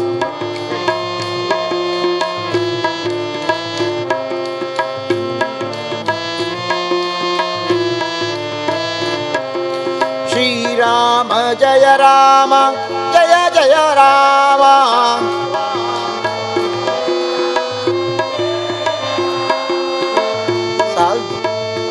ಇದು ಸ್ವರ ಬರಲಿಲ್ಲ, ನಿಮ್ಮ ಸ್ವರ ಕೇಳಲಿಕ್ಕಿಲ್ಲ, ನನಗೆ ಮೈಕುಂಟು. ನಿಮ್ಮ ಸ್ವರ ಕೇಳಬೇಕಾದ್ರೆ ಗಟ್ಟಿಯಾಗಿ ಹೇಳಬೇಕು, ಏನು ಭಯ ಪಡಬೇಡಿ. ಒಂದು ನಿಮಿಷ ನೋಡಿ, ಅವರಿಗೆ ಕೆಲವರಿಗೊಂದು ಸಣ್ಣ ಭಯ ನೀವು ಇರುವುದರಿಂದ. ಇಂಕೆ ಸಂಗೀತ ಬರ್ಪೂಜಿ ಅವು ಏಕೆ ಸೇರಿ ಜಂಡ ಅಂತ ಕೆಲವರಿಗೆ ಸಂಶಯ ಉಂಟು. ಅದಕ್ಕೋಸ್ಕರ ಅವರು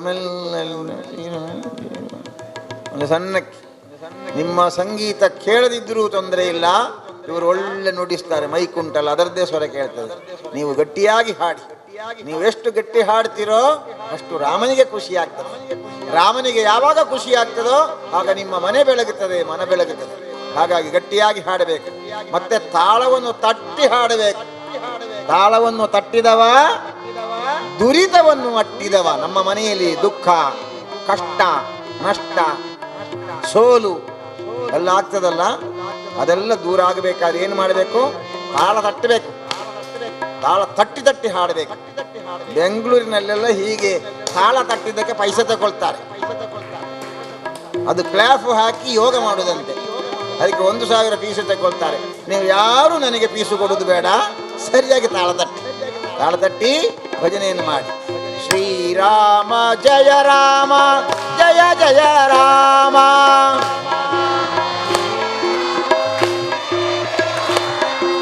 ಶ್ರೀರಾಮ ಜಯ ರಾಮ ಜಯ ಜಯ ರಾಮ,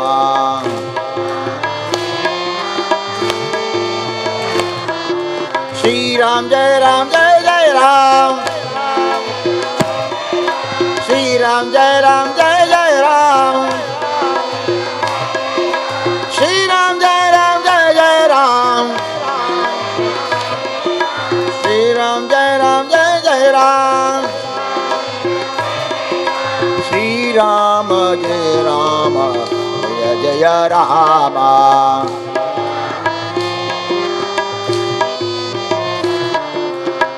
राम जय राम जय जय राम,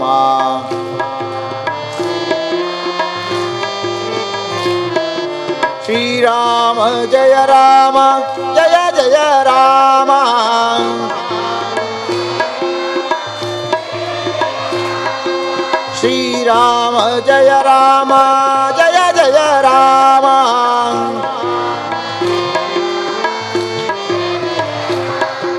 श्री राम जय राम जय जय राम,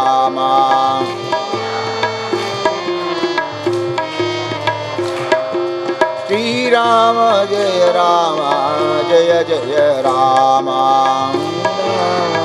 जय राम, श्री राम जय राम जय जय राम, श्री राम जय राम जय जय राम, श्री राम जय राम जय जय राम, श्री राम जय राम जय जय राम, श्री राम जय राम जय जय राम, श्री राम जय राम जय जय राम, श्री राम जय राम जय जय राम, श्री राम जय राम जय जय राम, श्री राम जय राम जय जय राम,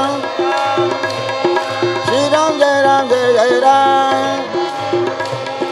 श्री राम जय राम जय जय राम, श्री राम जय राम जय जय राम, नमः पुंडरीक वरद पांडुरंगा, हरे विठ्ठल, सीताकांत स्मरणं जय जय, श्रीराम राधाकांत स्मरणं जय जय, गोपाल शंख चक्र पीतांबरधारी श्रीहरि, नमः पार्वती पदे हर हर महादेव, श्रीमद्रमारमण गोविंद,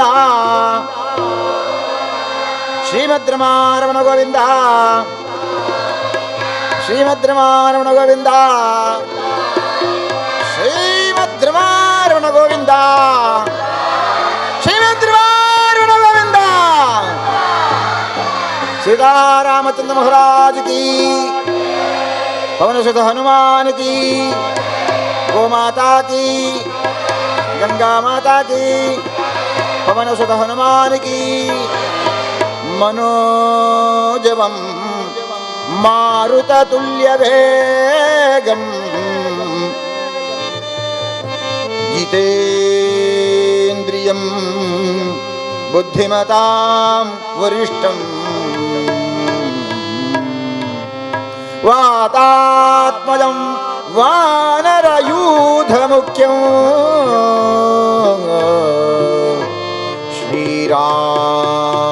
श्रीरामदूतं शरणो प्रपद्ये, शरणं प्रपद्ये. ಭಾರತ ವರ್ಷದಲ್ಲಿ ಶ್ರೇಷ್ಠವಾಗಿರುವಂಥ ನಗರಿ ಅದು ಅಯೋಧ್ಯ. ಅದೆಷ್ಟೋ ಜನ ರಾಜ ಮಹಾರಾಜರು ಚಕ್ರವರ್ತಿಗಳು ರಾಜ್ಯವಾಗಿರುವಂಥ ಭೂಮಿ. ಆ ಭೂಮಿಯಲ್ಲಿ ನಹುಷ, ರಘು ಇಂತಹ ಮಹಾನ್ ವ್ಯಕ್ತಿಗಳು ರಾಜ್ಯವಾಡಿದ್ದಾರೆ.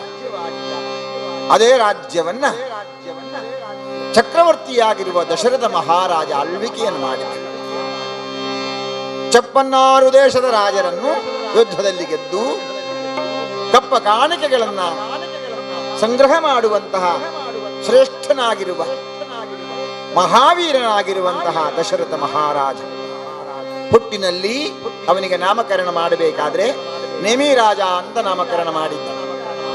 ಆದರೆ ಬರಬರುತ್ತಾ ತಾನು ತನ್ನ ಸಾಮರ್ಥ್ಯವನ್ನು ಹೆಚ್ಚಿಕೊಂಡರ ಪರಿಣಾಮವಾಗಿ ಎಲ್ಲಾ ದಿಕ್ಕುಗಳಿಗೂ ತಡೆಯಿಲ್ಲದೆ ರಥವನ್ನು ಚಲಾಯಿಸುವಂತಹ ಕೊಂಡು ಹೋಗುವ ಸಾಮರ್ಥ್ಯವನ್ನು ಅವನು ಹೊಂದಿದ್ದ.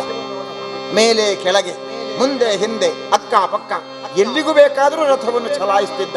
ಅದಕ್ಕೋಸ್ಕರ 10 ದಿಕ್ಕುಗಳಿಗೆ ತಡೆಯಿಲ್ಲದೆ ರಥವನ್ನು ಹಾಯಿಸುವ ಸಾಮರ್ಥ್ಯ ದಶರಥನಿಗಿದ್ದ ಕಾರಣ ಅವನಿಗೆ ದಶರಥ ಅಂತ ಹೆಸರಾಯಿತು. ಹಾಗಾಗಿ ನೇಮಿ ರಾಜ ಎಂಬಂತ ಹೆಸರು ಹೋಗಿ ದಶರಥನಾಗ್ತಾನೆ. ಅಂತಹ ದಶರಥ ಕೌಸಲ್ಯ, ಕೈಕಾ, ಸುಮಿತ್ರೆಯರನ್ನು ಮದುವೆಯಾಗುವುದೇ ಸಂತತಿಯಾಗಬೇಕು ಎಂಬ ಆಸೆಯಿಂದ. ಆದರೆ ಮದುವೆಯಾಗಿ ಅದೆಷ್ಟು ವರ್ಷಗಳು ಕಳೆದರೂ ಅವನಿಗೆ ಮಕ್ಕಳೇ ಆಗಲಿಲ್ಲ. ಮಕ್ಕಳಿಲ್ಲದ ಮನೆಯು, ಹಕ್ಕಿ ಇಲ್ಲದ ವನವು, ದಿಕ್ಕಿಲ್ಲದವನ ಸಂಸಾರ, ಕಳ್ಳ ಮನೆ ಹೊಕ್ಕಂತೆ ಇಹುದು. ಯಾವ ಮನೆಯಲ್ಲಿ ಮಕ್ಕಳೇ ಇಲ್ವಾ, ಯಾವ ಕಾಡಿನಲ್ಲಿ ಹಕ್ಕಿಗಳೇ ಇಲ್ವಾ, ಅದು ಹೇಗಿರ್ತದೆ ಅಂದ್ರೆ ಕಳ್ಳ ಮನೆ ಹೊಕ್ಕ ಹಾಗಿರ್ತದೆ. ಯಾವಾಗಲೂ ದುಃಖ, ಯಾವಾಗಲೂ ಬೇಜಾರು.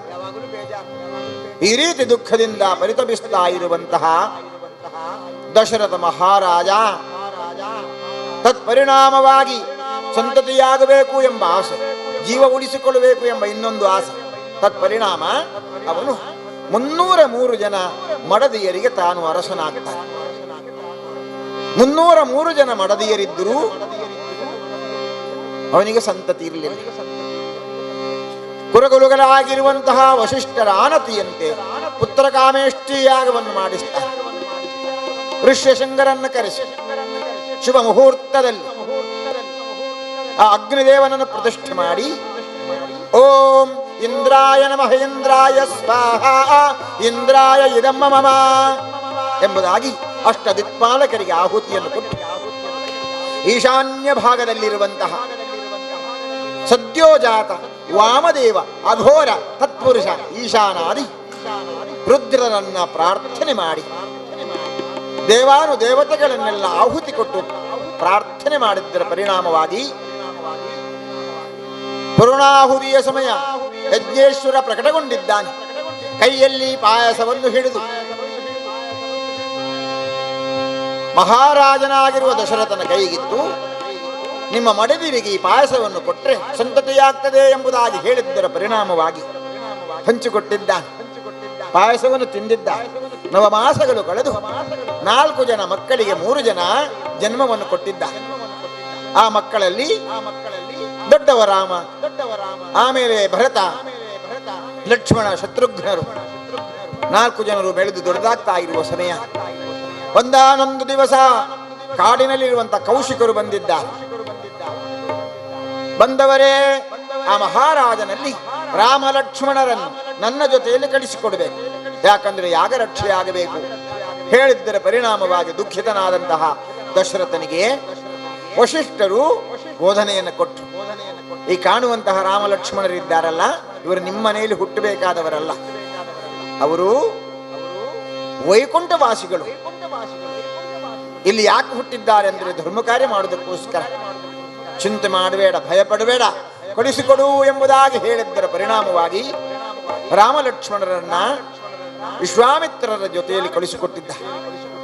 ತಾಟಕಿಯನ್ನ, ಶುಭಾಹುವನ್ನು, ಮಾರೀಚಾದಿಗಳನ್ನು ಸಂಹಾರ ಮಾಡಿ ಯಾಗ ರಕ್ಷೆಯನ್ನು ಪೂರೈಸಿ ಬಲಾತಿಬಲ ಎಂಬಂತಹ ವಿಶೇಷವಾಗಿರುವಂತಹ ವಿದ್ಯೆಯನ್ನ ಕೌಶಿಕ ಮಹಾಮನಿಗಳು ರಾಮಲಕ್ಷ್ಮಣರಿಗೆ ರುಹಿ ಆಶೀರ್ವದಿಸಿದ್ದಾರೆ. ಇತ್ತ ಆ ಎಲ್ಲ ಕಾರ್ಯಗಳು ಸುಸೂತ್ರವಾಗಿ ನೆರವೇರಿಸಿ ತದನಂತರ ತಮ್ಮ ಪಯಣವನ್ನು ಜನಕರಾಜನ ಆಸ್ಥಾನಕ್ಕೆ ಮುಂದುವರಿಸ್ತಾ ಇರುವ ಕಾಲ, ಮಧ್ಯದಲ್ಲಿರುವಂತಹ ಅಹಲ್ಯ ಮತ್ತು ಗೌತಮರ ಜೀವನವನ್ನು ಪಾವನಗೊಳಿಸಿ ಅವರ ದಾಂಪತ್ಯ ಜೀವನವನ್ನು ಒಂದುಗೂಡಿಸಿ ತದನಂತರ ಹೊರಟು ಬಂದಿದ್ದಾರೆ. ಬಂದವರು ಜನಕರಾಜನ ಆಸ್ಥಾನಕ್ಕೆ ಬಂದು ಅಲ್ಲಿ ಪೂಜಿಸಲ್ಪಟ್ಟಿರುವಂತಹ ಶಿವಧನುಸ್ಸನ್ನೆತ್ತಿ ಎದೆಗೇರಿಸಿ ತಾನು ಮುರಿದು ಹಾಕಿದ್ದರ ಪರಿಣಾಮವಾಗಿ ಸೀತಾ ವಿವಾಹದ ಕಾರ್ಯಕ್ರಮ ನಡೆದಿದೆ. ಆ ಸೀತಾ ವಿವಾಹದಲ್ಲಿ ಪಾಲ್ಗೊಂಡಿರುವಂತ ಎಲ್ಲರೂ ಕೂಡ ರಾಮಚಂದ್ರ ಮಹಾದೇವರಿಗೆ ಮಂಗಳಾರತಿಯನ್ನು ಬೆಳಗಿದ್ದಾರೆ. ಸುದ್ದಿ ಅಯೋಧ್ಯೆಗೆ ಮುಟ್ಟಿದೆ, ಪತ್ರ ಕಳಿಸಿಕೊಟ್ಟಿದ್ದ. ಹೀಗೆಲ್ಲಾದರೆ ಒಂದು ವಾಟ್ಸಪ್ಪಿನಲ್ಲಿ ಕಳಿಸಿದ್ರೆ ಸಾಕಾಗ್ತಿತ್ತು. ಹಿಂದೆ ಆಗಲ್ಲ. ಹಿಂದೆ ಪತ್ರವನ್ನು ಬರೆದು ಅದನ್ನು ಕಳಿಸಿಕೊಡ್ಬೇಕು. ಕುದುರೆಯಲ್ಲಿ ಬರುದು, ಕಾರು ಬಸ್ಸೆಲ್ಲ ಇಲ್ಲ, ಕುದುರೆಯಲ್ಲಿ ಬಂದು ದಶರಥ ಮಹಾರಾಜನಿಗೆ ಹೇಳಿದ್ದ, ರಾಮಚಂದ್ರ ದೇವರಿಗೆ ಮದುವೆ ಸಂಭ್ರಮ, ನೀವಲ್ಲಿ ತೆರಳಬೇಕು ಎಂಬುದಾಗಿ. ಹೀಗೆ ಸುದ್ದಿಯನ್ನರಿತಿರುವಂತಹ ದಶರಥ ತನ್ನ ಸೇನಾ ಸಮೇತನಾಗಿ ಜನಕರಾಜನ ಆಸ್ಥಾನಕ್ಕೆ ಬಂದು ಎಲ್ಲ ಉಪಚಾರವನ್ನು ಸ್ವೀಕಾರ ಮಾಡಿ ತದನಂತರ ಅಲ್ಲಿಂದ ಹೊರಟಿದ್ದ. ಬರಬರುತ್ತಾ ಇರುವಂತಹ ಕಾಲ, ರಥದಲ್ಲಿ ಮುಂದುವರಿತಾ ಬರುತ್ತಾ ಇರುವಂತಹ ಕಾಲ, ಕಾಡಿನ ಮಧ್ಯದಲ್ಲಿ ಸಂಚರಿಸ್ತಾ ಇರುವಂತಹ ಜನರು, ರಾಮನ ರಥ ನಿಧಾನವಾಗಿ ಚಲಿಸ್ತಾ ಇದೆ. ಅಕ್ಕಪಕ್ಕದಲ್ಲಿ ನಿಂತಿರುವಂತಹ ಸೈನಿಕರು, ಕಾಲಾಳು, ಆನೆ, ಕುದುರೆ, ರಥ, ಇದು ಯುದ್ಧಕ್ಕೆ ಮಾತ್ರ ಅಲ್ಲ, ರಾಮ ಹೋಗುವಾಗಲೂ ಬೇಕಾಗ್ತದೆ. ಎಲ್ಲರೂ ಕೂಡ ನಿಧಾನವಾಗಿ ಬರ್ತಾ ಇರುವ ಕಾಲ, ದಾರಿ ಮಧ್ಯದಲ್ಲಿ ಯಾರೋ ತಡೆದಿದ್ದಾರೆ. ಯಾರು ಅಂತ ಅರ್ಥವಾಗ್ತಾ ಇಲ್ಲ. ರಾಮ ತುಂಬ ಹಿಂದೆ ಇದ್ದಾನೆ, ತಡೆದವರು ಯಾರು ಎಂಬುದಾಗಿ ಪ್ರಶ್ನಿಸಲು ಯಾರು ಅಂತ ಗೊತ್ತಿಲ್ಲ. ಯಾರೊಬ್ಬರು ತಡೆದಿದ್ದಾರೆ. ಕಾಣುವಾಗ ವಿಶೇಷವಾಗಿರುವ ಆಕರ್ಷಣೀಯವಾಗಿರುವಂತಹ ಮೈಕಟ್ಟು ಉಳ್ಳವರು. ಈ ಸುದ್ದಿ ರಾಮಚಂದ್ರನಿಗೆ ಬರ್ತದೆ. ರಾಮಚಂದ್ರ ದೇವರು ಕೆಳಗಿಳಿದು ನಿಧಾನವಾಗಿ ಹೆಜ್ಜೆ ಇಡುತ್ತಾ ಮುಂಬಡಿ ಇಡುತ್ತಾ ಹೋಗ್ತಾ ಇದ್ದ. ಆ ಸಂದರ್ಭದಲ್ಲಿ ಅಹಂಕಾರಿಯಾಗಿ ಗರ್ವದಿಂದ ನಿಂತಿರುವಂತಹ ಪರಶುರಾಮ ದೇವರು. ಪರಶುರಾಮ ಅಂದ್ರೆ ಅದು ಒಂದು ಅವತಾರ. ರಾಮಾವತಾರಕ್ಕಿಂತ ಮೊದಲಿನ ಅವತಾರ ಪರಶುರಾಮ ಅವತಾರ. ಕೈಯಲ್ಲಿ ಪರಶುವನ್ನು ಹಿಡಿದ ಕಾರಣ ಪರಶುರಾಮನಾದ. ಅವನು ರಾಮನೇ. ಯಾವ ರಾಮ ಅವನು? ಪರಶುರಾಮ. ಅಂತಹ ಪರಶುರಾಮ ದೇವರು ಯಾರು ಬರುತ್ತಾ ಇರುವುದು ಈ ಕಾಡಿನಲ್ಲಿ, ಇಷ್ಟೊಂದು ಜನಸಂದಣಿಯನ್ನು ಸೇರಿಸಿ ಬರ್ತಾ ಇದ್ದಾರಲ್ಲ ಅಂತ ಹೇಳುವಾಗ ಕಾಣ್ತಾ ಇದ್ದಾರೆ ವಿಶ್ವಾಮಿತ್ರರು. ಆ ಕಡೆಯಿಂದ ಬಂದಿದ್ದಾರೆ ನಾರದ ಮಹಾಮುನಿಗಳು. ನಾರಾಯಣತೆ ನಮೋ ನಮೋ ಭವ ನಾರದ ಸನ್ನುತ ನಮೋ ನಮಃ.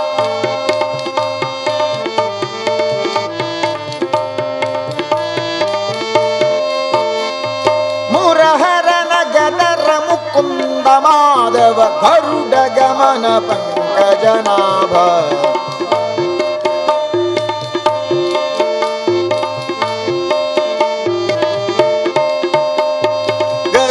ಗಮನ ಪಂಕಜನಾಭ ಗರುಡ ಗಮನ ಪಂಕಜನಾಭ. ಹರಮ ಪಾರ್ವತೀಪತಿ ಹರ ಹರ ಮಹಾದೇವ್. ಶ್ರೀಮದ್ ರಮಣ ಗೋವಿಂದ. ಸೀತಾರಾಮಚಂದ್ರ ಮಹಾರಾಜ್ ಕಿ, ರಾಮಾಂಜನೇಯ ಮಹಾಸ್ವಾಮಿ ಕಿ, ಬೋಲೋ ಭಾರತ್ ಮಾತಾ ಕಿ. ನಾರದರು ಭವಿಷ್ಯದ ಬಗ್ಗೆ ಅರಿಯುವವರು, ಈಗ ಏನು ಅಂತ ತಿಳುವಳಿಕೆ ಇರುವವರು, ಹಿಂದೆ ಏನು ನಡೆದಿದೆ ಅಂತ ಗೊತ್ತಿರುವವರು, ಇಂತಹ ತ್ರಿಕಾಲ ಜ್ಞಾನಿಗಳಾಗಿರುವಂತಹ ನಾರದರು ಅದೇ ಸಂದರ್ಭದಲ್ಲಿ ನಾರಾಯಣ ನಾರಾಯಣ ಎಂಬುದಾಗಿ ಬಂದಿದ್ದ. ರಾಮಚಂದ್ರರಿಗೆ ಹೇಳ್ತಾ ಇದ್ದ, ನೋಡಿ ಭವಿಷ್ಯದಲ್ಲಿ ಈ ಭೂಮಿಯಲ್ಲಿ ಧರ್ಮ ಸ್ಥಾಯಿಯಾಗಿ ಇರಬೇಕು. ಧರ್ಮೋ ರಕ್ಷತಿ ರಕ್ಷಿತಃ. ಯಾರು ಧರ್ಮವನ್ನು ರಕ್ಷಣೆ ಮಾಡ್ತಾರೋ ಅವರನ್ನು ಧರ್ಮ ರಕ್ಷಣೆ ಮಾಡ್ತಾರೆ. ಹಾಗಾಗಿ ಪರಶುರಾಮ ದೇವರು ಗರ್ವಿಷ್ಠರಾಗಿದ್ದಾರೆ. ಅವರು ನಿಮ್ಮಲ್ಲಿ ಸಾಮ್ಯದಿಂದ ನಿಮ್ಮನ್ನು ಬಿಡುವ ಹಾಗಿಲ್ಲ. ಹಾಗಾಗಿ ಒಂದು ಸಣ್ಣ ಯುದ್ಧ ಆಗಬಹುದು ಎಂಬುದಾಗಿ ಅರುಹಳು. ಇಲ್ಲೊಂದು ಸಣ್ಣ ಜಿಜ್ಞಾಸೆ ಬರ್ತದೆ. ಅವರೂ ರಾಮನ ಅವತಾರ, ಇವನೂ ರಾಮನ ಅವತಾರ, ಅವನೂ ವಿಷ್ಣುವೇ, ಇವನೂ ವಿಷ್ಣುವೇ, ಹಾಗಿದ್ರೆ ಯುದ್ಧ ಆಗುವುದು ಏನು ಅಂತ ಒಂದು ಪ್ರಶ್ನೆ ಬರ್ತದೆ. ಮಾನವನಾಗಿ ಹುಟ್ಟಿದ ಮೇಲೆ, ರಾಮ ಅಂದ್ರೆ ಮಾನವನಾಗಿ ಹುಟ್ಟಿರುವುದು, ದೇವತ್ವ ಇಲ್ಲ ಇಲ್ಲಿ. ಕೃಷ್ಣಾವತಾರದಲ್ಲಿ ತಾನು ದೇವನಾಗಿ ಪ್ರಕಟೀಕರಿಸಿದ್ದಾನೆ. ಆದರೆ ರಾಮಾವತಾರದಲ್ಲಿ ಎಲ್ಲಿಯೂ ಕೂಡ ದೇವನಂತೆ ಕಂಡದ್ದಿಲ್ಲ, ಎಲ್ಲ ಕಡೆ ಮಾನವನಾಗಿ ಕಂಡಿದ್ದಾನೆ. ಅಂತಹ ಮಾನವನಾಗಿ ತಾನು ಹೇಗೆ ಧರ್ಮ ರಕ್ಷಣೆಯನ್ನು ಮಾಡಿದ್ದಾನೆ ಇದು ಜಗತ್ತಿನ ಜನರಿಗೆ ತಿಳಿಸಿಕೊಡಬೇಕು. ಈ ನಿಮಿತ್ತವಾಗಿ ಎಂಥವರನ್ನೂ ಗೆಲ್ಲಲಿಕ್ಕೆ ಸಾಧ್ಯ ಎಂಬುದನ್ನು ತಿಳಿಸಿಕೊಡುವುದಕ್ಕೂ ಕೂಡ ಇದೊಂದು ಉದಾಹರಣೆಯಾಗತ್ತೆ. ಅಗ್ರತಶ್ಚತುರೋ ವೇದಾಃ ಪೃಷ್ಠತಃ ಶಶರಂ ಧನುಃ ಇದಂ ಬ್ರಾಹ್ಮಂ ಇದಂ ಛಾತ್ರಂ ಶಾಪಾದಪಿ ಶರಾದಪಿ. ಪರಶುರಾಮ ದೇವರಂದ್ರೆ ಸಾಮಾನ್ಯ ವ್ಯಕ್ತಿಗಳಲ್ಲ. ಪರಶುರಾಮ ದೇವರ ಶಕ್ತಿಯನ್ನು ಗೊತ್ತಾ? ಅಗ್ರತಃ ಚತುರೋ ವೇದಾಃ, ಋಗ್ವೇದ, ಯಜುರ್ವೇದ, ಸಾಮವೇದ, ಅಥರ್ವಣ ವೇದ, ಈ 4 ವೇದಗಳನ್ನು ಬಲ್ಲವರು ಯಾರು? ಪರಶುರಾಮ ದೇವರು. ಅಗ್ರತಶ್ಚತುರೋ ವೇದಾಃ ಪೃಷ್ಠತಃ ಶಶರಂ ಧನುಃ. ಬೆನ್ನ ಹಿಂದೆ ಏನುಂಟು? ಬತ್ತಳಿಕೆ. ಬತ್ತಳಿಕೆಯಲ್ಲಿ ಏನು? ಬಾಣ. ಆ ಬಾಣಗಳಲ್ಲಿ ಒಂದನ್ನು ತೆಗೆದು ಮಂತ್ರಿಸಿ ಬಿಟ್ರೆ ಆಗ ಬೆಂಕಿಯಾಗಿ ಬಿಡ್ತದೆ, ಅದು ಅಗ್ನಿಯಾಸ್ತ್ರ ಅಂತ ಹೇಳು. ಇನ್ನೊಂದು ತೆಗೆದು ಅಭಿಮಂತ್ರಿಸಿ ಬಿಟ್ರೆ ಗಾಳಿ ಬರ್ತದೆ, ಫ್ಯಾನ್ ಬೇಕು ಅಂತಿಲ್ಲ, ಬಾಣ ಬಿಟ್ರೆ ಸಾಕು. ಅದಕ್ಕೆ ವಾಯು ಅಸ್ತ್ರ ಅಂತ ಹೇಳಿ. ಇದು ಅಸ್ತ್ರಗಳು. ಇನ್ನು ಶಸ್ತ್ರಗಳು ಬೇರೆ ಇದೆ. ಹೀಗೆ ಮಂತ್ರಾಸ್ತ್ರ ಪೂರಿತವಾಗಿರುವಂತಹ ಒಂದು ಬಾಣವನ್ನು ಕಳುಹಿಸಿ ಆ ಬಾಣವನ್ನು ಬೇಕಾದ ಕೆಲಸವನ್ನು ಮಾಡಿಸಿ ಮತ್ತೆ ವಾಪಸ್ ತೆಗೆಯುವಂತಹ ಸಾಮರ್ಥ್ಯ, ಇಂತಹ ಅದ್ಭುತವಾಗಿರುವಂತಹ ಶಸ್ತ್ರ ಅಭ್ಯಾಸವನ್ನು ಮಾಡಿರುವಂತಹ ಪರಶುರಾಮ ದೇವರು. ಪೃಷ್ಠತಃ ಶಶರಂ ಧನುಃ, ಬೇಕಾಗಿರುವಂತಹ ಬಿಲ್ಲು ಬಾಣಗಳು ಅವರಲ್ಲಿದೆ. ಪರಿಣಾಮವೇನು? ನೀನು ಧಾರ್ಮಿಕವಾಗಿ ಏನಾದರೂ ಮಾತನಾಡಿ ನನಗೆ ಎಡವಟ್ಟಾಗ್ತೀಯಾ, ನಿನಗೆ ಶಾಪ ಕೊಡುವಂತಹ ಸಾಮರ್ಥ್ಯವನ್ನು ನಾನು ಹೊಂದಿದ್ದೇನೆ. ಯುದ್ಧ ಮಾಡ್ತೀಯಾ? ಪೆಟ್ಟುಂಟ? ಹಾಗಿದ್ರೆ ಯುದ್ಧದಲ್ಲಿ ನಿಮ್ಮನ್ನು ಗೆಲ್ಲುವ ಸಾಮರ್ಥ್ಯವು ನನಗಿದೆ. ಶಾಪಾದಪಿ ಶರಾದಪಿ, ಬಾಣದಿಂದಲೂ ಗೆಲ್ಲಬಹುದು ಅಥವಾ ಶಾಪ ಕೊಟ್ಟು ನಿನ್ನನ್ನು ನಾಶ ಮಾಡಬಹುದು. ಇಂತಹ ಸಾಮರ್ಥ್ಯವನ್ನು ಹೊಂದಿದವರು ಸಾಮಾನ್ಯರಲ್ಲ ಪರಶುರಾಮ ದೇವರಂದರೆ. ಅವರು ಅಡ್ಡ ನಿಂತು ಬಿಟ್ಟಿದ್ದಾರೆ. ಸಾಮಾನ್ಯ ಜನ ಅಡ್ಡ ನಿಂತಿರು ತೊಂದರೆ ಇಲ್ಲ. ರಾಮದೇವರು ಕೆಳಗೆ ಇಳಿದ್ರು, ಹತ್ತಿರಕ್ಕೆ ಬಂದ್ರು, ಹೇಳಿದ್ರು ದಾರಿ ಕೊಡಿ, ದಾರಿ ಕೊಡಿ. ಇಲ್ಲ, ಘನಘೋರವಾಗಿರುವ ಯುದ್ಧ. ಯಾರಿಗೆಲ್ಲ? ರಾಮ, ಕೋದಂಡ ರಾಮ, ಕೈಯಲ್ಲಿ ಧನುಸು, ಅದಕ್ಕೆ ಹೆಸರು ಕೋದಂಡ ರಾಮ ಅಂತ. ಮುಂದೆ ಇರುವವರು ಪರಶುರಾಮ. ಕೋದಂಡ ರಾಮನಿಗೂ ಪರಶುರಾಮನಿಗೂ ಘನಘೋರವಾಗಿರುವ ಯುದ್ಧ. ಹಾರಿಸಿತು ರಥವಂ ಕುರಗವಂ, ಹಾರಿಸಿತು ಸಾರಥಿಯ ಜೀವವಂ, ಆಗಸದೆತ್ತರಕ್ಕೆ ಏರಿಸಿತು ಛತ್ರ ಚಾಮರ ಪದಾತಿಗಳನ್ನು, ಕೆಂಗರಿಯ ಗಾರಿರದೆ. ಯುದ್ಧದ ಭೀಕರತೆ ಅದ್ಭುತವಾಗಿತ್ತು. ಕುದುರೆಗಳು ಹೇಗೆ ಸಾವನ್ನಪ್ಪುತ್ತಾ ಇದೆ ಎಂದು ಗೊತ್ತಾಗ್ತಾ ಇಲ್ಲ. ಆನೆಗಳ ಸೊಂಡಿಲೆ ತುಂಡಾಗಿ ಕೆಳಗೆ ಬೀಳ್ತಾ ಇದೆ. ರಥಕ್ಕೆ ಹಾಕಿರುವಂತಹ ರಥದ ಮೇಲ್ಭಾಗದಲ್ಲಿ ಹಾರಾಡ್ತಾ ಇರುವ ಧ್ವಜಗಳು ಅದು ಆಕಾಶದೆತ್ತರಕ್ಕೆ ಹಾರಾಡ್ತಾ ಇದೆ, ತುಂಡರಿಸಲ್ಪಟ್ಟು. ಈ ಭೀಕರವಾದ ಯುದ್ಧ ಸನ್ನಿಹಿತವಾಗಿ ಕೊನೆಯಲ್ಲಿ ಪರಶುರಾಮ ದೇವರು ಕ್ಷೀಣಿಸ್ತಾ ಬರ್ತಾರೆ. ಎಂತಹ ಸಾಮರ್ಥ್ಯವಂತರಾದರೂ ಕೂಡ ಪೂರ್ಣಾವತಾರವಾಗಿರುವ ರಾಮಾವತಾರ. 10 ಅವತಾರಗಳಲ್ಲಿ ಪೂರ್ಣಾವತಾರ ಅಂದರೆ 2 ಮಾತ್ರ. ಅದು ಯಾವುದು? ಒಂದು ರಾಮಾವತಾರ, ಇನ್ನೊಂದು ಕೃಷ್ಣಾವತಾರ.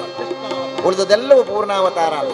ಯಾಕಂದ್ರೆ ರಾಮ ಇರುವ ಕಾಲದಲ್ಲಿಯೇ ಪರಶುರಾಮ ದೇವರು ಇದ್ದರಂದ್ರೆ ಅದು ಪೂರ್ಣಾವತಾರ ಅಲ್ಲ. ಪರಶುರಾಮರ ಕಾಲ ಅಲ್ಲಿಗೆ ಮುಗಿಯಿತು. ಅದಾದ ಮೇಲೆ ರಾಮ ಪೂರ್ಣಾವತಾರನಾಗ್ತಾನೆ. ಹಾಗಾಗಿ ಪರಶುರಾಮ ದೇವರಲ್ಲಿರುವ ಎಲ್ಲ ಶಕ್ತಿಯನ್ನು ಶ್ರೀರಾಮಚಂದ್ರನಿಗೆ ದಾರಿ ಎರೆದು ಕೊಡ್ತಾನೆ. ಇನ್ನು ಮುಂದೆ ನನ್ನ ಕಾರ್ಬಾರ ಏನಿಲ್ಲ, ಎಲ್ಲವೂ ನಿನಗೆ ಅಂತ ಹೇಳಿ ಪರಶುರಾಮ ದೇವರು ತಮ್ಮ ಶಕ್ತಿಯನ್ನೆಲ್ಲ ರಾಮನಿಗೆ ದಾರಿ ಎರೆದು ಕೊಡ್ತಾರೆ. ದಾರಿ ಎರೆದು ಕೊಟ್ಟು ಮುಂದಿನ ಕಾರ್ಯಭಾರವನ್ನು ಚೆನ್ನಾಗಿ ನಡೆಸು ಎಂಬುದಾಗಿ ವಿನಂತಿಸಿ ನಾನು ತಪಸ್ಸು ಮಾಡ್ತೇನೆ ಎಂಬುದಾಗಿ ಕಾಡಿನ ಕಡೆಗೆ ಪರಶುರಾಮ ದೇವರು ಹೊರಟು ಹೋದರು.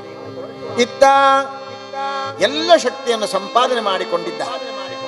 ಕೌಶಿಕರು ಕೊಟ್ಟಿರುವಂತಹ ಬಲಾತಿಬಲ, ಅದೆಷ್ಟು ಶಸ್ತ್ರಾಸ್ತ್ರಗಳು, ಪರಶುರಾಮ ದೇವರಿಂದ ಸಿಕ್ಕಿರುವಂತಹ ವಿಶೇಷವಾಗಿರುವಂತಹ ಶಕ್ತಿ, ಅದೆಲ್ಲವನ್ನು ಮೈಗೂಡಿಸಿಕೊಂಡು ರಾಮಚಂದ್ರ ದೇವರು ಸೀತಾ ಸಮೇತರಾಗಿ ಆ ಕಾಡಿನಿಂದ ಮತ್ತೆ ಅಯೋಧ್ಯೆಯ ಕಡೆಗೆ ಪಯಣವನ್ನು ಬೆಳೆಸ್ತಾ ಇದ್ದಾರೆ ಎಂಬಲ್ಲಿಗೆ ಪರಶುರಾಮ ಗರುವಭಂಗ ಎಂಬಂತಹ ಕಥಾನಕಕ್ಕೆ ಮಂಗಳವನ್ನು ಹಾಡಲಿಕ್ಕೋಸ್ಕರ ನಿಮ್ಮಲ್ಲಿ ಅನುಮತಿಯನ್ನ ಕೇಳ್ತಾ ಇದ್ದೇನೆ. ಚಲಿಸುವ ಜಲದಲ್ಲಿ ಮತ್ಸ್ಯನಿಗೆ ಜಯ, ಹಿರಿಯ ಬೆನ್ನಲ್ಲಿ ಪುತ್ರನಿಗೆ.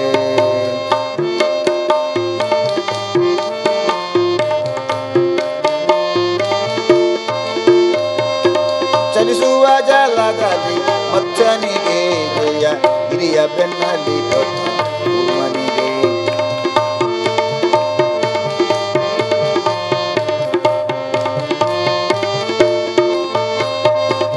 ರಾಮಚಂದ್ರರೆಂಬ ದಶರಥ ಸುತನಿಗೆ, ಸತ್ಯಭಾಮೆಯ ರಸ ಗೋಪಾಲ ಕೃಷ್ಣಗೆ ಮಂಗಲಂ ಜಯ ಮಂಗಲಂ.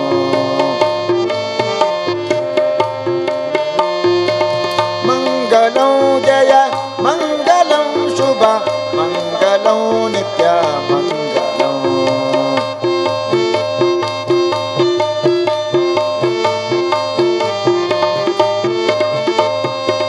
ರಾಮಚಂದ್ರರೆಂಬ ದಶರಥ ಸುತನಿಗೆ, ಸತ್ಯಭಾಮೆಯ ರಸ ಗೋಪಾಲ ಕೃಷ್ಣಗೆ ಮಂಗಲಂ ಮಂಗಲಂ ಮಂಗಲಂ ಮಂಗಲಂ.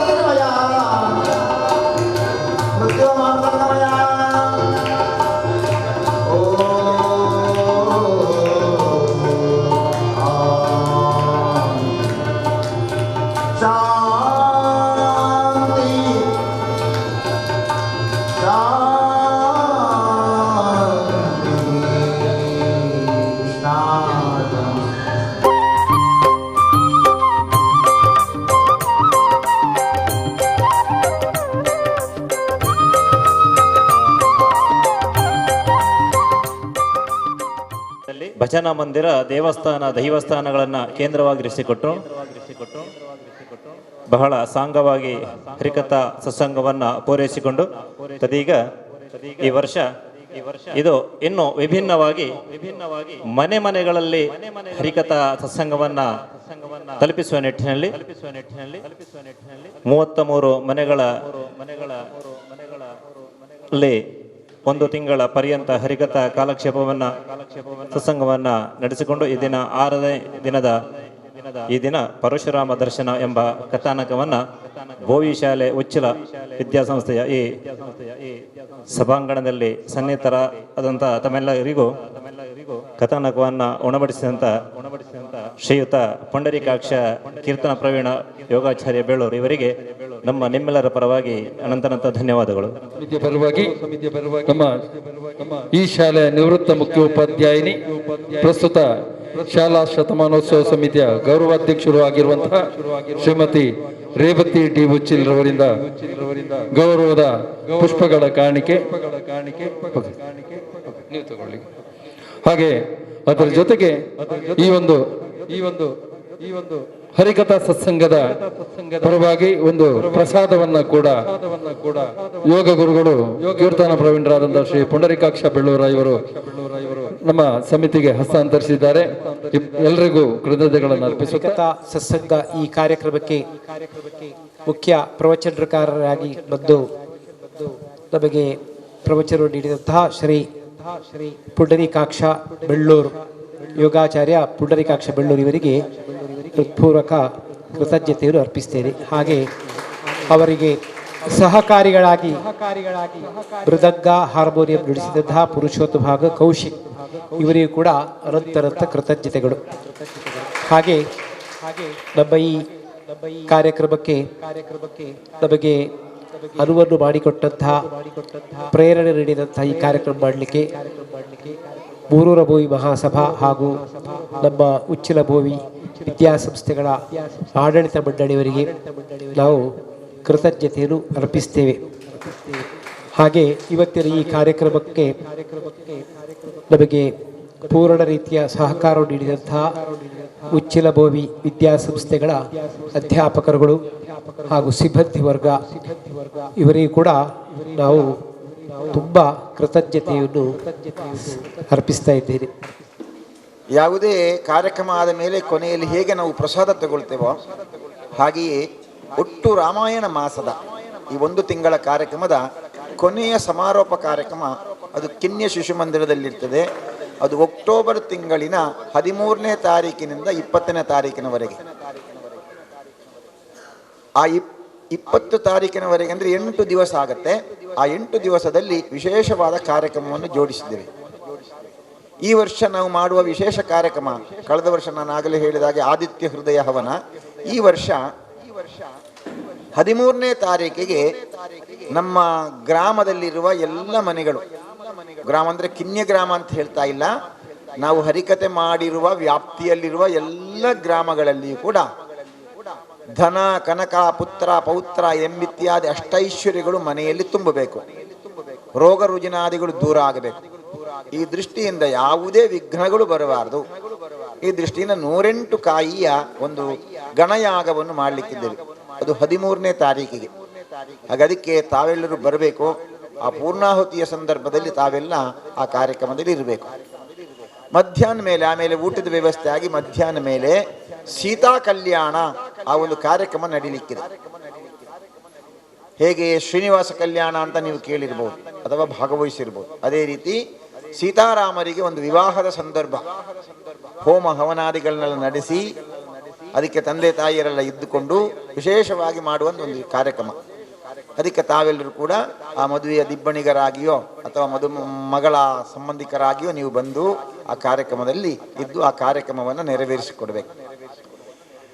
ಇನ್ನು 1-2 ದಿವಸ ಕಳೆದು ವರ್ಷ ಬುಧವಾರ ಗುರುವಾರ ಆಗಿ ಇರಬಹುದು. ಆ ಸಂದರ್ಭದಲ್ಲಿ ಕಿನ್ನಿಯ ಪುರಾಣಿಕರ ಶಾಲೆಯೊಳಗಡೆ ಇರುವಂಥ ದೊಡ್ಡ ಗ್ರೌಂಡಿನಲ್ಲಿ ಒಂದು ಲಂಕಾದಹನ ಕಾರ್ಯಕ್ರಮವನ್ನು ಮಾಡಬೇಕು ಅಂತಿದೆ. ಇಷ್ಟವರೆಗೆ ಎಲ್ಲಿಯೂ ನಡೀಲಿಲ್ಲ ಆ ಕಾರ್ಯಕ್ರಮ. ಯಕ್ಷಗಾನದ ಹನುಮಂತನ ವೇಷ ಮಾಡಿ ಯಕ್ಷಗಾನದ ಹಾಡುಗಳನ್ನು ಹಾಡಿ ಒಂದು ರಾವಣೇಶ್ವರ ಸ್ಟೇಜಿಗೆ ಬಂದು ಹನುಮಂತನ ಬಾಲಕ್ಕೆ ಬೆಂಕಿಯನ್ನೇ ಕೊಡುವುದು. ಬೆಂಕಿ ಕೊಟ್ಟ ಮೇಲೆ ಹನುಮಂತನಿಗೆ ಸಿಟ್ಟು ಬಂದು ಅವನು ಕೆಳಗಡೆ ಹಾರಿ ಆ ಮುಂದುಗಡೆ ಇರುವಂತಹ 100 ಮನೆಗಳಿಗೆ ಬೆಂಕಿ ಕೊಡುವಂತಹ ನೇರವಾದ ದೃಶ್ಯ. ನಮ್ಮ ಶಿವರು ಇಲ್ಲಿ ಕಾರ್ಯಕ್ರಮದಲ್ಲಿ ಆದ ಪ್ರಸಾರವನ್ನು ಮಾತ್ರ ಮಾಡುವುದು, ಆದರೆ ಅಲ್ಲಿ ನೇರ ನಿಮಗೆ ನೋಡಬಹುದು ಬೆಂಕಿ ಕೊಟ್ಟದ್ದನ್ನು, ಹನುಮಂತ ಹಾರುವುದನ್ನು. ಹೀಗೆ ಒಂದು ವಿಶೇಷವಾಗಿರುವಂತಹ ಕಾರ್ಯಕ್ರಮ ಅದು ಲಂಕಾದಹನ ಕಾರ್ಯಕ್ರಮ. ಇದು ಪ್ರಪ್ರಥಮ ಬಾರಿಗೆ ಆಗ್ತಾ ಇದೆ. ಹಾಗೆ ಒಳ್ಳೆಯ ಸುಶ್ರಾವ್ಯದ ಯಕ್ಷಗಾನದ ಹಾಡನ್ನು ಪ್ರಸಿದ್ಧ ಭಾಗವತನೆಲ್ಲ ಕರೆದು ಹಾಡಿಸಬೇಕು ಅಂತ ಇದೆ ನಮಗೆ. ಹೀಗೊಂದು ಕಾರ್ಯಕ್ರಮ. ಕೊನೆಯಲ್ಲಿ 20ನೇ ತಾರೀಕಿನ ದಿವಸ ಶ್ರೀರಾಮಚಂದ್ರ ದೇವರಿಗೆ ಕನಕಾಭಿಷೇಕ ಮಾಡಬೇಕು ಅಂದಿದೆ. ಕಳೆದ ವರ್ಷ ಇಡೀ ನಮ್ಮ ರಾಮಾಯಣ ಮಾಸದಲ್ಲಿ ಪೂಜಿಸಲ್ಪಟ್ಟಿರ್ತಕ್ಕಂಥ ರಾಮನ ವಿಗ್ರಹ ಅದು. ಪಲಿಮಾರು ಮಠದ ಸ್ವಾಮಿಗಳು ಮಂತ್ರಾಕ್ಷತೆಯನ್ನು ಹಾಕಿಕೊಟ್ಟಿರುವಂತಹ ವಿಗ್ರಹ ಅದು. ನಮ್ಮ ಮಕ್ಕಳು ಯಾವಾಗಲೂ ಭಜನೆ ಮಾಡಿ ದೀಪ ಉರಿಸಿ ಅದರ ಮುಂದೆ ಕೂತು ಭಜನೆ ಮಾಡುವಂತಹ ರಾಮನ ವಿಗ್ರಹ. ಹಾಗಾಗಿ ಆ ವಿಗ್ರಹಕ್ಕೆ ಕನಕಾಭಿಷೇಕ ಮಾಡಬೇಕು ಅಂತಿತ್ತು. ಇಲ್ಲಿ ಕೂತವರು ಮನಸ್ಸು ಮಾಡಿ ಯಾವುದಾದ್ರೂ ಒಂದು ರೀತಿಯ ಸಣ್ಣ ಕನಕಾಭಿಷೇಕವನ್ನು ಮಾಡಿಸಬೇಕು. ನೀವು 1,000 ಮಾಡಬಹುದು, 5,000 ಮಾಡಬಹುದು, 10,000 ಮಾಡಬಹುದು, 25,000 ಮಾಡಬಹುದು, 1,00,000 ಮಾಡಬಹುದು. ಹೀಗೆ ಏನಕ್ಕೂ 1,00,000 ಇರಬೇಕು ನನಗೆ. ಈ ರೀತಿ ಒಂದು ಕನಕಾಭಿಷೇಕವನ್ನು ಪೇಜಾವರ ಸ್ವಾಮಿಗಳ ಕೈಯಿಂದ ಮಾಡಿಸಬೇಕು ಅಂತ ಆಸೆ ಇದೆ ನನಗೆ. ಆ ಕನಕಾಭಿಷೇಕ ಯಾಕೆ ಕೇಳಿದರೆ, ಕೇಶವ ಶಿಶು ಮಂದಿರ ತುಂಬ ವರ್ಷದಿಂದ ಕೆಲಸ ಮಾಡ್ತಾ ಇದೆ, ನಿಮಗೆಲ್ಲ ಗೊತ್ತಿರಬಹುದು. ಅಲ್ಲಿ ಚಿಕ್ಕ ಚಿಕ್ಕ ಮಕ್ಕಳಿಗೆ ವಿದ್ಯಾಭ್ಯಾಸವನ್ನು ಕೊಡುವ, ಶಿಕ್ಷಣವನ್ನು ಕೊಡುವ ಕೆಲಸ ನಡೀತಾ ಇದೆ. ಮಾತ್ರ ಅಲ್ಲ, ಮಾತೃಮಂಡಲಿಯ ಮುಖಾಂತರವಾಗಿ, ಯಕ್ಷಗಾನದ ಮುಖಾಂತರವಾಗಿ, ನವದಂಪತಿಗಳ ಸಮಾವೇಶ ಮಾಡುವುದರ ಮುಖಾಂತರವಾಗಿ ಅಲ್ಲಿ ಕಾರ್ಯ ನಡೀತಾ ಇದೆ. ಅದು ಸುತ್ತಮುತ್ತಲಿರುವಂತಹ ಜಾಗ ಅದು ಇನ್ನವರು ಖರೀದಿ ಮಾಡಬೇಕು, ಅಲ್ಲಿ ಕಟ್ಟಡದ ವ್ಯವಸ್ಥೆ ಆಗಬೇಕು. ಹಾಗಾಗಿ ಈ ವರ್ಷ ನೀವು ಸಮರ್ಪಣೆ ಮಾಡುವ ಕನಕಾಭಿಷೇಕ ರಾಮನಿಗೆ ಸಮರ್ಪಣೆಯಾದ ಮೇಲೆ ಆ ಕನಕಾಭಿಷೇಕದ ಹಣದಿಂದ ಆ ಶಿಶು ಮಂದಿರದ ಉನ್ನತಿಯ ಕೆಲಸವನ್ನು ಮಾಡಬೇಕು ಅಂತ ಸಂಕಲ್ಪ ಮಾಡಿಕೊಂಡಿದ್ದೆ. ಹಾಗಾಗಿ ಒಂದು ಒಳ್ಳೆಯ ಕಾರ್ಯಕ್ಕೋಸ್ಕರ ನೀವು ಕನಕಾಭಿಷೇಕ ಮಾಡ್ತಾ ಇದ್ದೀರಾ. ನಮ್ಮ ಆಸೆ ಕನಕಾಭಿಷೇಕ ಮಾಡಿ ರಾಮನಿಗೆ ಪೂರ್ಣ ಚಿನ್ನದ ಹೊದಿಕೆಲ್ಲ ಮಾಡಿ ಇಡಬೇಕು ಅಂತಿಲ್ಲ. ರಾಮದೇವರು ಹೀಗೆ ನಮಗೆ ಸಾಕು. ಆದರೆ ಅಲ್ಲಿ ಸಮೃದ್ಧಿ ಆಗಬೇಕು. ಈ ದೃಷ್ಟಿಯಿಂದ ಮಾಡುವಂತಹ ಕಾರ್ಯಕ್ರಮಕ್ಕೆ ತಾವೆಲ್ಲರೂ ಬರಬೇಕು. ಬಂದು ಈ ಕಾರ್ಯಕ್ರಮವನ್ನು ಯಶಸ್ವಿ ಮಾಡಿಕೊಡಬೇಕು ಎಂಬುದಾಗಿ ವಿನಮ್ರವಾಗಿ ಪ್ರಾರ್ಥನೆ ಮಾಡ್ತಾ, ಅಲ್ಲಿವರೆಗೆ ಅಕ್ಟೋಬರ್ 13ನೇ ತಾರೀಕಿನವರೆಗೆ ನಿಮಗೊಂದು ಕೆಲಸ ಇದೆ. ಹರಿಕಥೆಗೆ ಬಂದದ್ದಕ್ಕೆ ಪ್ರಾಯಶ್ಚಿತ್ತ. ಅದೇನೆಂದರೆ, ಇವತ್ತಿನಿಂದ ನೀವು ನಿಮ್ಮ ಮನೆಯಲ್ಲಿ ಶ್ರೀರಾಮ ರಕ್ಷಾ ಸ್ತೋತ್ರವನ್ನು ಓದಬೇಕು. ಬರಿ ಬಂಗಂಡತ್ತ ಅಂತ ಕೆಲವರ ಮನಸ್ಸಿಗೆ ಅನ್ನಿಸಬಹುದು. ಆದರೆ ಯಾರಿಗೆ ಕಷ್ಟ ಆಗ್ತದೆ ಅವರಿಗೆ ಹನುಮಾನ್ ಚಾಲೀಸು ಅದನ್ನು ಓದಿ. ಅದೂ ಕಷ್ಟ ಆಗ್ತದೆ ಅಂತಾದರೆ ಇನ್ನು ತುಂಬ ಸರಳವಾಗಿರುವುದೇನೆಂದರೆ, ಶ್ರೀರಾಮ ಜಯ ರಾಮ ಜಯ ಜಯ ರಾಮ ಈ ಮಂತ್ರವನ್ನು ನಿಮಗೆ ತಾಕತ್ತಿರುವಷ್ಟು ಹೇಳಿ. ನಿಮಗೆ ತಾಕತ್ತಿರುವುದಂದರೆ ಎಷ್ಟು ಸಮಯ ಉಂಟು ಅದರ ಒಳಗೆ 13 ಸಲ ಕಡಿಮೆ, ಮತ್ತೆ 108,008 ಮಾಡಬಹುದು. ಆದರೆ ಒಂದು ಲಾಭ ನಾನು ಹೇಳ್ತೇನೆ, ನಾನು ಅರಿತು ಹೇಳ್ತಾ ಇರುವುದರಿಂದ ಇದು ಸ್ಪಷ್ಟ ಇದೆ. ನನ್ನಲ್ಲಿ ಒಬ್ಬರು ಕೇಳಿದರು, ಯೋಗ ಎಲ್ಲ ಮಾಡಲಿಕ್ಕೆ ಆಗುವುದಿಲ್ಲ ಸರ್, ಪ್ರೆಷರ್ ಉಂಟು, BP ಉಂಟು, ಏನು ಮಾಡುವುದು ಅಂತ. ಅವರಿಗೆ ಹೇಳಿದೆ, ನೀವು 4 ಗಂಟೆಗೆ ಎದ್ದು ಸ್ನಾನ ಮುಗಿಸಿ ಕೂತ್ಕೊಂಡು ರಾಮನಾಮ ಜಪ ಮಾಡಿ, ರಾತ್ರಿ ಊಟ ಬಿಡಿ ಅಂತ ಹೇಳಿದ್ದೇನೆ. ಅಷ್ಟೇ ಹೇಳಿದ್ದು. ಅವರ ಶುಗರೂ ಸರಿಯಾಗಿದೆ, BP ಸರಿಯಾಗಿದೆ, ಬೇರೆಂತ ಮದ್ದು ತಗೊಳ್ಳಿಲ್ಲ ಅವರು. ಒಂದೇ ಒಂದು ಮದ್ದು, ರಾಮನಾಮ ಜಪ. ಹಾಗಾಗಿ ನೀವು ಈ ಜಪವನ್ನು ಮಾಡಿದರೆ ಮನೆಯಲ್ಲಿ ಎಲ್ಲವೂ ಚೆನ್ನಾಗಿ ಆಗುತ್ತೆ, ಆರೋಗ್ಯನೂ ಚೆನ್ನಾಗಿರ್ತದೆ. ಮನುಷ್ಯನಿಗೆ ಆರೋಗ್ಯಕ್ಕಿಂತ ದೊಡ್ಡ ಭಾಗ್ಯ ಬೇರೆ ಇಲ್ಲ. ಆರೋಗ್ಯದ ಸಂರಕ್ಷಣೆಗೂ ಇದು ಉತ್ತಮ ಆಗುತ್ತೆ. ಅದಕ್ಕೆ ಇವತ್ತಿನಿಂದ ಯಾರ್ಯಾರು ಜಪ ಮಾಡ್ತಾ ಇದ್ದೀರಿ ಅವರು ಮುಂದುವರಿಸಿ. ಆದರೆ ಯಾರು ಜಪ ಮಾಡ್ತಾ ಇಲ್ಲ ಅವರು ಇವತ್ತಿನಿಂದ ರಾಮನಾಮ ಜಪ ಮಾಡಬೇಕು. ಅದಕ್ಕೊಂದು ದೀಕ್ಷಾ ವಿಧಿ. ಈಗ ರಾಮನ ಸಮ್ಮುಖದಲ್ಲಿ ನಿಮಗೆ ರಾಮಾಯಣದ ವಿಶೇಷವಾಗಿರುವ ನಾಮಜಪವನ್ನು ಮಾಡುವಂಥ ಒಂದು ಸುಯೋಗ. ಅದಕ್ಕೆ ತಾವೆಲ್ಲರೂ ಕೂಡ ಚೆನ್ನಾಗಿ ಕೂತ್ಕೊಂಡು ಈ ರಾಮನಾಮ ಜಪದಲ್ಲಿ ಭಾಗವಹಿಸಬೇಕು ಅಂತ ಪ್ರಾರ್ಥನೆ.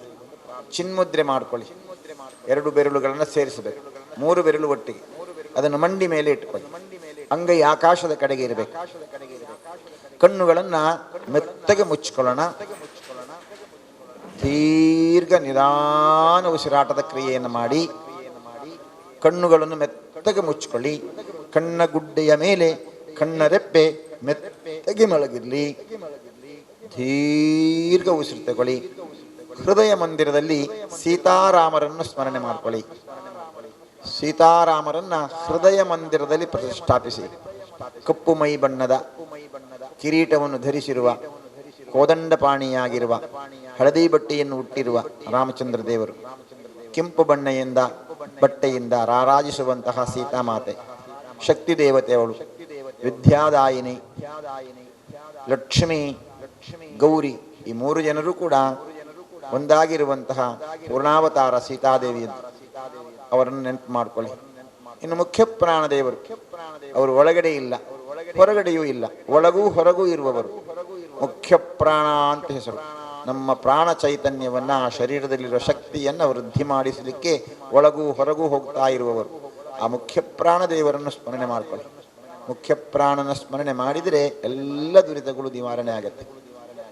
3 ಜನರನ್ನು ಸ್ಮರಣೆ ಮಾಡಿಕೊಂಡು ಪ್ರಾರ್ಥನೆಯನ್ನು ಮಾಡೋಣ. ಶ್ರೀರಾಮ ಜಯ ರಾಮ ಜಯ ಜಯ ರಾಮ ಮಂತ್ರವನ್ನು ಹೇಳಿಕೊಡ್ತೇನೆ. ಒಮ್ಮೆ ಹೇಳಿದರೆ 13 ಸಲ ಹೇಳಬೇಕು. ನಾನು ಆರಂಭ ಮಾಡುವಾಗ ನೀವು ಹೇಳಬೇಕು ಅಂತಿಲ್ಲ, ಅದಾದ ಮೇಲೆ 13 ಸಲ ಹೇಳೋಣ. ಈಗ ದೀರ್ಘ ಉಸಿರು ತಗೊಳ್ಳಿ, 3 ಬಾರಿ ಓಂಕಾರ. ದೀರ್ಘ ಉಸಿರು ತಗೊಳ್ಳಿ, ಓಂಕಾರ ಹೇಳೋಣ. ಓ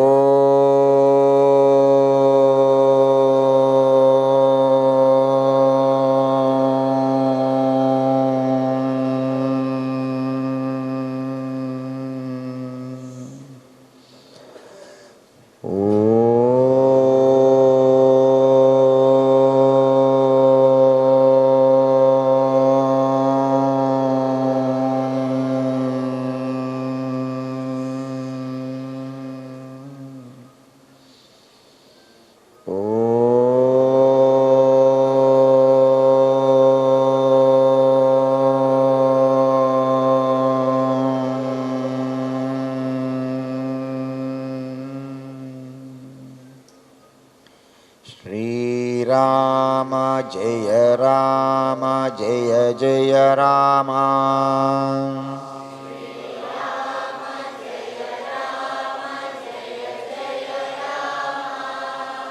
ಶ್ರೀರಾಮ ಜಯ ರಾಮ ಜಯ ಜಯ ರಾಮ. ಶ್ರೀರಾಮ ಜಯ ರಾಮ ಜಯ ಜಯ ರಾಮ. ಶ್ರೀರಾಮ ಜಯ ರಾಮ ಜಯ ಜಯ ರಾಮ. ಶ್ರೀರಾಮ ಜಯ ರಾಮ ಜಯ ಜಯ ರಾಮ.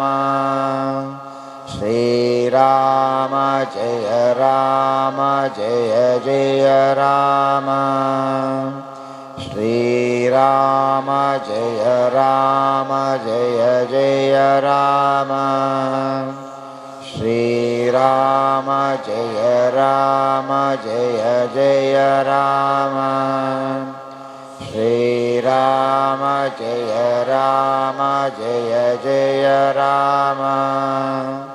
ಶ್ರೀರಾಮ ಜಯ ರಾಮ ಜಯ ಜಯ ರಾಮ.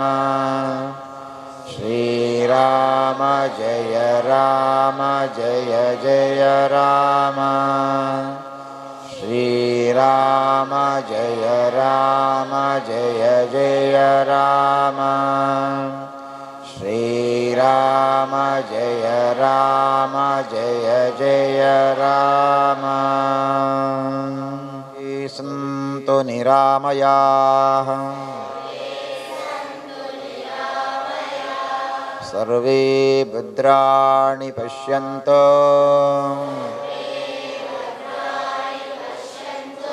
ಮಾ ಕಶ್ಚಿತ್ ದುಃಖಭಾಗ್ ಭವೇತ್.